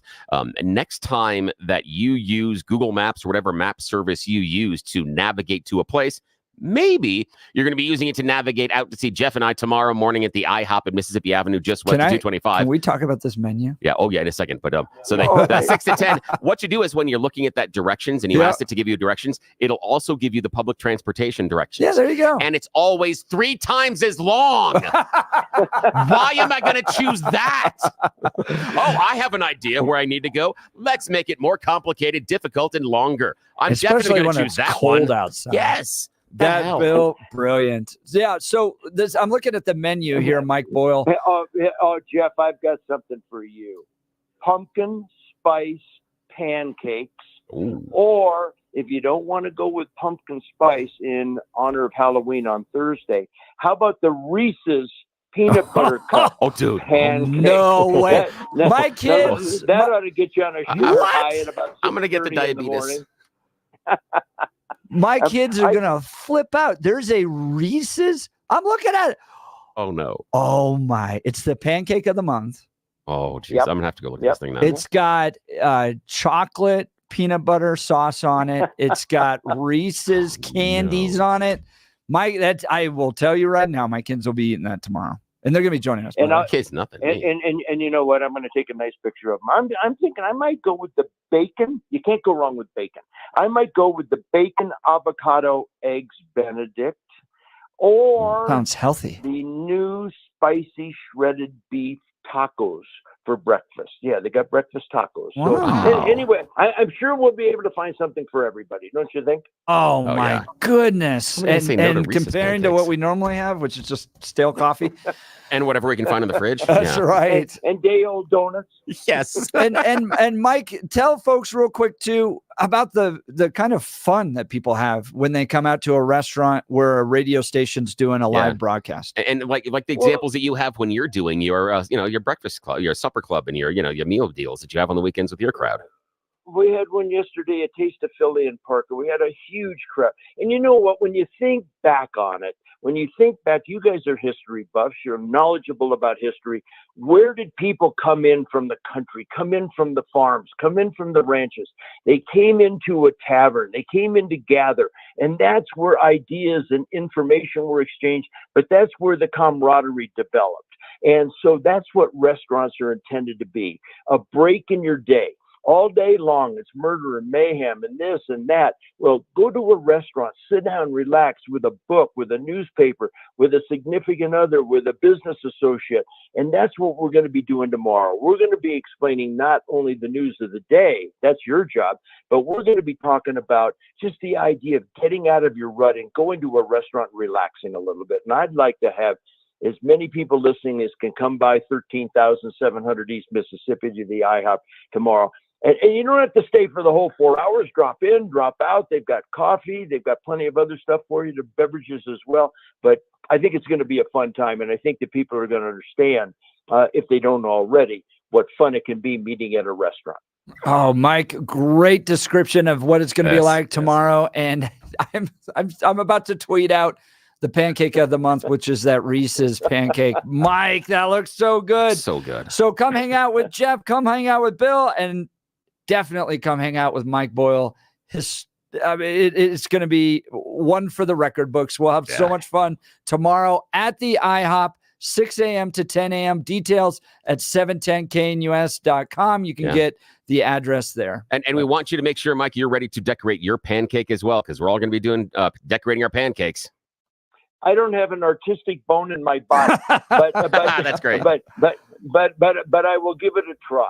So, excellent. All right. All right. Thanks so much, Mike. We'll see you tomorrow morning. Man, that sounds good. Oh, dude, I didn't know about the Reese's pancakes. Now, how do I not? I'm about to tweet it. It is How do I not chocolate and peanut butter and for breakfast? How do I not do this? I'm leaning towards what Mike was talking about, the eggs Benedict, because sounds a little more healthy, and you can kind of balance out the hollandaise sauce or something avocado side of balance and healthiness. Yeah, speaking of balance and healthiness, nice job, my friend. I want to tell you about a company that has given me balance in my life because they have taken away the pain I have been living in for years. No, they didn't allow me to adopt out my kids. It's a totally different problem. What they did is they've given me some medical relief from stuff that I did when I was younger. Some really, really stupid things. Yeah, surprise. As my dad said, I had an underdeveloped sense of fear, and that led to a lot of problems later on in life. I've had back surgery. I've had surgery on my broken shoulder. I've had more than 500 stitches. It is a mess. And what that meant is every day when I got out of bed, it was and you got to wait for things to warm up. It was shuffling around a little bit of time. When it got really, really cold, what would happen with my shoulder was unreal. Sometimes I couldn't sleep at night. Then I met the team at Balance Wellspace, and everything has changed. All the pain and suffering that I had been living my life in is gone. I thought that's just what happened when you got older, but no. Balance Wellspace showed me that doesn't have to be it, because they do something different than most medical facilities. It's integrative medicine. It means you can get chiropractic care, neuropathic care, physical rehabilitation, wave therapy, regenerative care, trigger point injections, and some cutting-edge Star Trek level stuff that just has to be seen and experienced to be believed. The cool thing is, it's all non-invasive. No cutting, no sewing. They're not taking anything out of you. What they're actually doing is they'll spend some time adding some stuff into you. Some really cool stuff like stem cells. You and I are talking right now. I'm regenerating the lower disc in my back because I have two vertebrae that are fusing together. We pulled them apart. We've separated the bones, and now we're putting the spacer back in. We're also regenerating the meniscus in my left knee. Yes, as I'm talking right now, my left knee is now my strong knee, and the meniscus is regenerating. I got a problem with my good knee, my right knee right now. We're going to be taking a look at that. I'm going to see Balance Wellspace later this week. I want you to see them as well. New offices in Lowry, right across from Hangar 2. It is so easy to find and plenty of parking. You sit down with the team, Dr. Julie, Dr. Jess. They put together a custom treatment plan based on your needs and your pain. They go to work, and the coolest part is every couple of weeks, they come back and they reevaluate you. They try to figure out how the treatment is affecting you. What are you really responding to well, and then what do they need to tweak and change? Now think about this. Your current medical team, all the doctors you're going to, they're never getting together and talking about you. They're never having a conference call saying, well, I hope the treatment is going well. No, they're just cashing the check and hoping you make the next appointment. Balance Wellspace is different. It's about you. But you can't experience the change in your life that I'm experiencing right now until you give them a call. BalanceWellspace.com, BalanceWellspace.com. I want them to make the difference in your life they have made in mine. It's nothing short of revolutionary. Talk to him today. And when you do, tell him you heard about him here on the Jeff and Bill Show, because it helps us out a lot. Bill, great to hear. Gabe text that Billy sounds like he's shuffling like Biden. Dude, I used to. There were some things that I would do, like on the weekend. If I did something Saturday, I'd get up in the morning on a Sunday, and I looked like Biden trying to go across, and it took me about 40 minutes until I could move around like was an actual functioning adult. Now I am up out of the bed, and I'm rolling. I was raking leaves in the yard at 7:30 yesterday morning because I needed a break from doing some radio stuff. Yeah, I would never have been able to do that years ago. That's great. Ever. So I want to get to this part of the Joe Rogan podcast that made me stand up and cheer, because I feel like I've been the only one for years saying this. You have my attention. And now both DJT and Joe Rogan talking about it. You're not going to want to miss it. You're listening to the Jeff and Bill Show. This is Denver's talk leader, News Talk 710 KNUS. What's Jeff talking about? At this hour, I'm Christina Owayo in Dallas, and here are your top stories. Governor Glenn Youngkin took to X, speaking out against the recent order to reinstate non-citizens back onto the Virginia voter rolls, saying, quote, "Let's be clear about what just happened. Only 11 days before a presidential election, a federal judge ordered Virginia to reinstate over 1,500 individuals who self-identified themselves as non-citizens back onto the voter rolls." According to Youngkin, almost all of the non-citizens had previously presented immigration documents confirming their non-citizen status, a fact recently verified by by federal authorities. The governor said that Virginia will immediately petition the Fourth Circuit Court of Appeals and, if necessary, the U.S. Supreme Court for an emergency stay of the injunction. A judge in Louisiana has temporarily blocked state officials from clearing homeless camps in New Orleans. The push to relocate about 75 people living in tents beneath an overpass near the Superdome started in the days ahead of 3 Taylor Swift concerts that could draw about 150,000 visitors to the stadium. The judge granted a temporary restraining order on Friday, ordering state law enforcement officials to not destroy or dispose of the property of unhoused people without judicial process, and to notify people in the state-sanctioned camp that they are free to leave. Officials in Colorado have confirmed that a dozen mailed ballots were stolen, filled out with fraudulent votes, then returned to be counted for the November election. In Dallas, Christina Wild, Salem News Channel.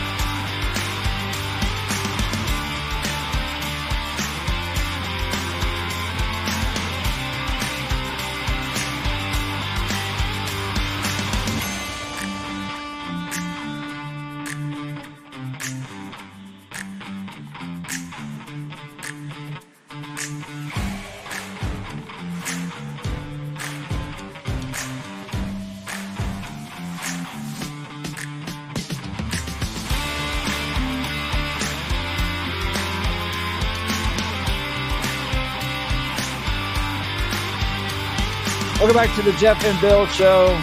Great conversations today. We had Mark Hillman on, former state senator, talking about just how bad Colorado roads are. And he hints with, I think, a lot of evidence that Democrats kind of want it this way to push you towards riding the trains and your bikes everywhere. 8422 text. The one thing you guys didn't touch on with our highways and roads is that, believe it or not, I've heard their ultimate goal is to have everyone live closer together.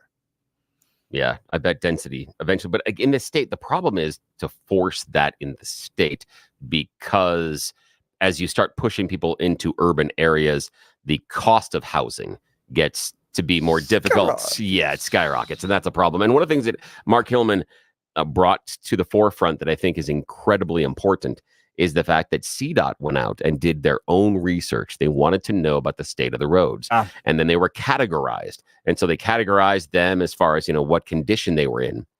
The largest category after the study, the one that had more miles of Colorado road than any other category, was unusable. 800 miles of Colorado road designated as unusable that day, as in you shouldn't drive down it. And that was the largest segment. The number one classification was don't drive there because your car is going to get messed up. I feel like there's Simpsons episodes where they're like, I feel them driving into the absolutely disappearing into puddles. Yes, completely. So, speaking of things that just progressives push that drive me nuts, this was a component during the discussion with Joe Rogan and Donald Trump. I've been saying this for years. They're ugly. I hate seeing them. I don't want to see them out there when I'm driving or flying an airplane or looking out on a beautiful ocean. I think they're the worst eyesores. Windmills. And Joe Rogan and DJT agree. Environment. Well, I think windmills. Okay, so they talk about windmills. Point. I think windmills are really disruptive. When you talk about the environment, they kill the birds. You want to see a bird cemetery? Go under a windmill someday that hasn't been cleaned out with all the bird carcasses. It's like massive amounts of. Well, they're birds. Also a massive eyesore. I went to a ranch in South Texas. We had to drive past this enormous windmill farm. It's gross. It's dystopian. You're looking in the left and the right, and all you see is these big spinning machines that aren't even that effective at generating electricity. Correct. Most expensive form of electricity is a windmill. And then they start to rust and rot. And you have to replace them. And then they get them. abandoned by the people that built them. Well, you have to get rid of all that material too. When you replace those blades, now you have a problem because you have to dispose. Right. You have to dispose these enormous windmills. Oh, I think they're the ugliest things that mankind has ever created. Yeah. Here's the one thing in that clip is I'm not certain that they are the least efficient way to generate power. I'm not certain about that. They aren't as efficient as other green energy. But the one thing that is incorrect is that they are the most expensive. That's not even close. Not even close. Nuclear is number one because of the capital cost and the regulations and requirements as far as to keep the fusion under control. But as far as green energy, it's solar panels. In fact, wind is at the bottom. Wind is solar at the panels bottom. Are more expensive. Huh? Yeah, to create and to maintain and everything else and to draw the power from. Here's the thing: solar would be second on the ugliest. But the windmills. I get it, and the ugly, I get it. But the thing for me is, and this is where I push back on the idea of what Joe Rogan is doing, is Donald Trump throws out something and says windmills the most expensive way to generate power, and he goes, No, the answer to that is nuh-uh. That's not right. Or don't say, don't agree to it. That's the problem is when Donald Trump talks about this and how he's categorizing the windmills, we can talk about them being ugly, but how he categorizes them as being expensive and inefficient, that is not correct. And I understand his thing about the birds and killing them. And also the disposal of especially the wind blades. That is a huge problem because they've been just dumping them in the ocean. That is a huge, huch problem. Really? Yeah. They just dump them? They dump in the ocean. Yeah, they just go in there. They can't recycle those things? No, they either just try to bury them under the ground. But they can't. Why? I don't know. And here's the problem. This is a great side note for tangential point for us.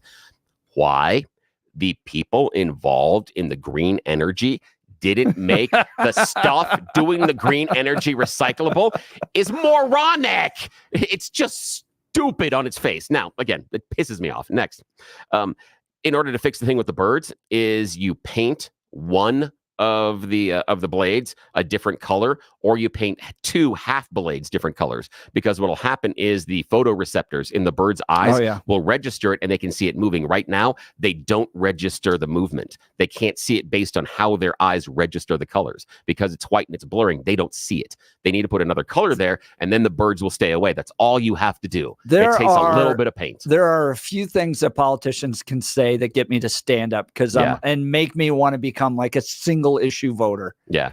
And yours is windmills.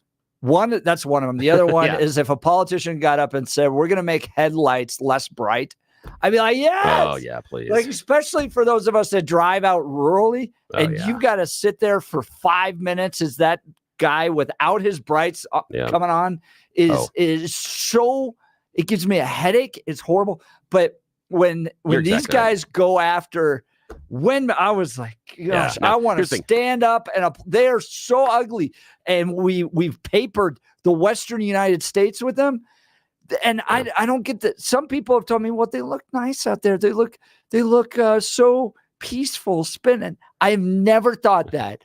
You took a beautiful scene and put this, as he said, a dystopian metal thing that's spinning around. Oh my God. See, I agree with you on the headlights. That's something that's a personal pain point for me, because I drive a very short car. And I'm staring, I'm staring into everybody's lights. The thing that annoys me the most, you get the big trucks and they're rolling up behind me with the bright lights, and it's just, I feel like I'm in a spotlight. So if a politician came to Colorado and said, I'm going to fix your roads, we're going to get rid of the windmills, and the headlights won't be nearly as bright. Yeah, I can stop right there. 95% election rate at that point.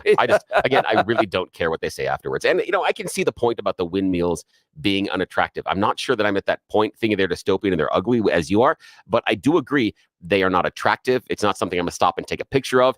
And when you look at the beauty of nature and the surrounding areas of Colorado, I can see it absolutely pulling away from that. And so I can concede that point. So I want to ask you this, because that conversation got into nuclear, which I want to ask you about. Yeah. And that went away I didn't anticipate, but I want to talk to folks about advanced hair restoration. Look, if you're losing your hair, you need a simple solution that works. You'll want the best modern technology with top-rated physicians, something that's guaranteed to work. Guys, you need Dr. Tanya Pauls and her team at Advanced Hair. They've completely redefined hair restoration, from the experience itself to their unmatched results. Receding hairline, bald spot, or thinning hair, address them all with Advanced Hair's simple one-day treatment in a calm, relaxed environment with the most experienced professionals. Advanced Hair has performed tens of thousands of these breakthrough treatments, and get this, your own natural hair begins to regrow the very next day. No one in Denver can offer anything like the Advanced FUE found at Advanced Hair, and I highly recommend their team. It starts with your free consultation. Call 720-459-HAIR. If you qualify, you also get $250 off and 250 free hair grafts. Refine your hairline with the team that's redefined hair restoration. 720-459-HAIR or advancedhair.com. 720-459-HAIR or advancedhair.com. Oh, we got a great caller. I'm looking forward to this. Let's go to Jack, Wyoming. Good morning, Jack. Yeah, let me hit you real quick on the windmills. What a lot of people don't see, and they never will see, is there's about 1,000 cubic yards of high-grade concrete in the at the base of those to keep them from tipping over. If you took all the concrete that they've put in the bases of those windmills, which will obviously stay there forever, you could build a highway from here to New York, for crying out loud. So you're also talking about roads. So let's tie those two together.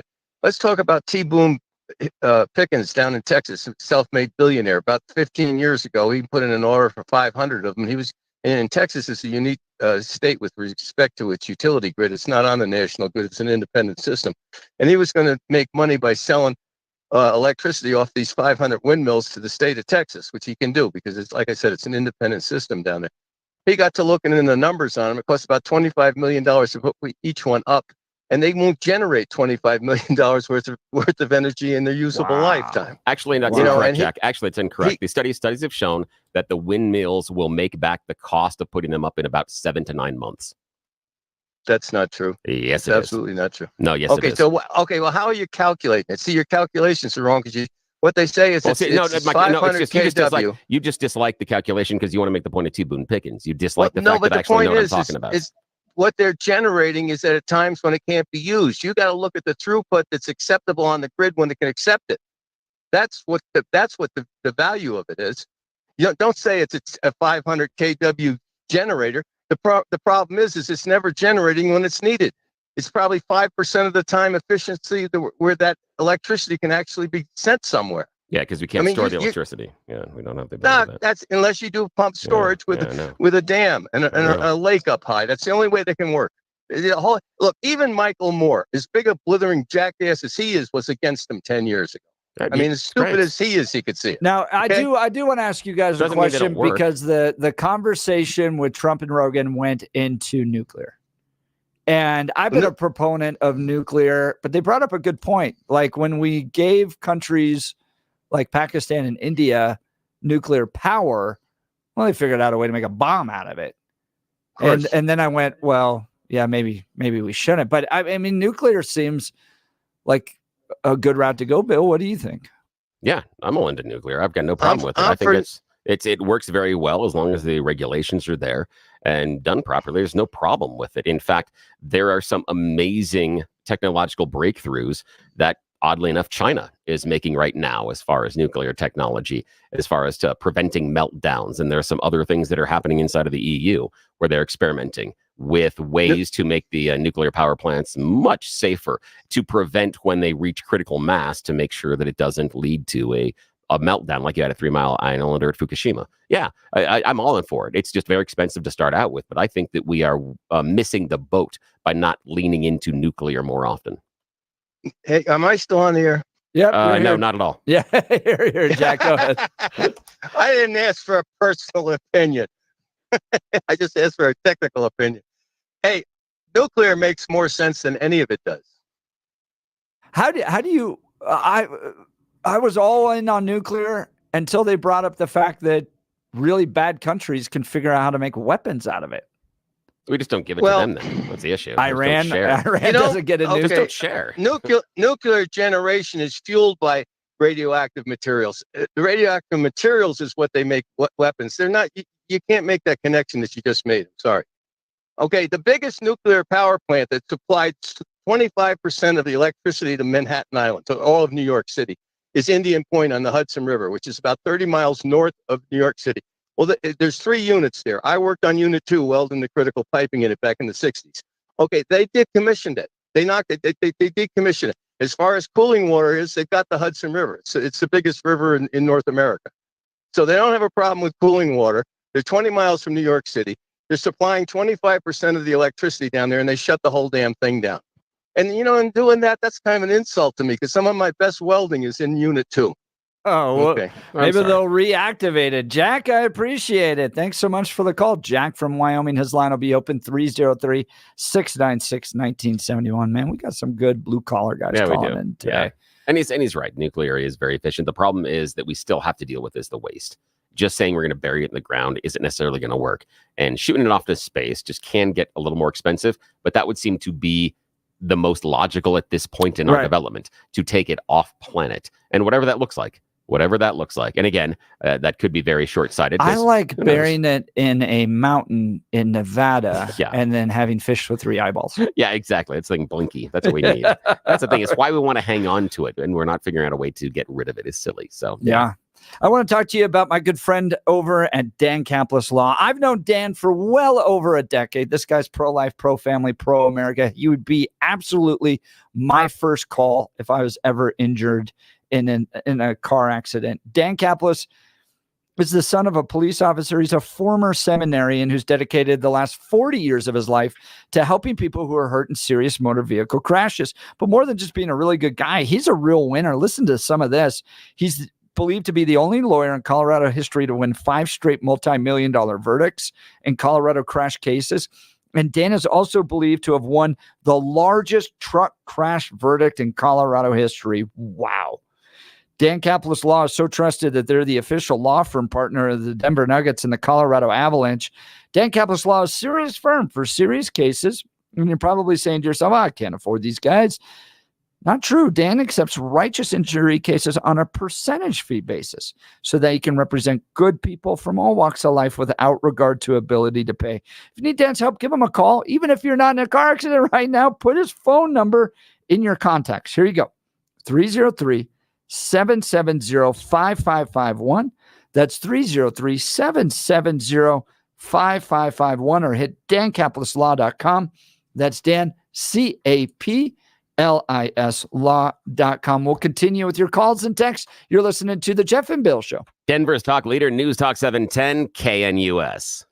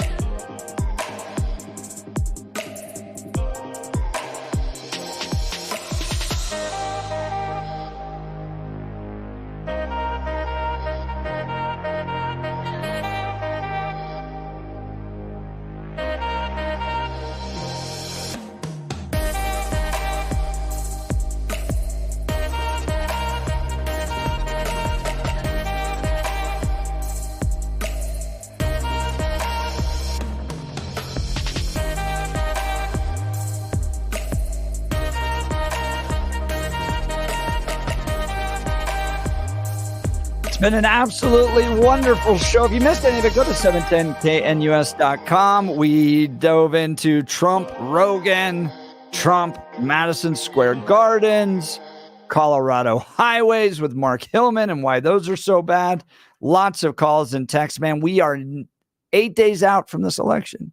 Holy cow. I can't believe it's just 8 days. I am ready. I am absolutely That's ready. Crazy. Because I just don't know what's going to change at this point. It's kind of like you have the turnout mechanisms going, the ballot harvesting, and everyone's chasing those ballots. But, on the national level, and there's not going to be any more interviews that change anything. No. And the other thing we're getting is we're not going to really see any other polls, because it takes them about 5 days to analyze results and push them out. So everybody is doing their final polls. And so we're not going to see anything probably next 24, 48 hours. That's it, is probably the last ones are going to drop, because you don't get anything about a week out. Well, and election night, Pete Boyles is going to provide live commentary. Yes, he'll be here on 710 KNUS on election night, giving you the updates as they roll in. So one of the things that people should talk about is, and maybe we should do this before we get there, the idea of the red mirage and a blue wave. That based on how votes are counted, oftentimes you see large groups of Republican votes counting first, because they more often show up at the polls, and then you count the mail-in ballots, which are more often Democrats. And so there is a segmentation between how some of these results are going to pop in some of these states. And we knew about this in 2015, 2016. We knew about it in 2019, 2020, and we know about it again. This has been something that has held true for well over a decade. This is what happens. You see a rush early on of red votes, and then blue votes come into the tail end. And it's not fraud or anything then else. It's time to pull those ballots out from under the table and make sure that the blue side really wins. Yeah, ask Giuliani about why he's losing his condo over making that accusation. Oh, there's still so much to cover. But tomorrow we're at the IHOP off of Mississippi and 225. Go to 710knus.com if you want the details. You're listening to The Jeff and Bill Show. Denver's talk leader, News Talk 710 KNUS. We'll see you tomorrow morning.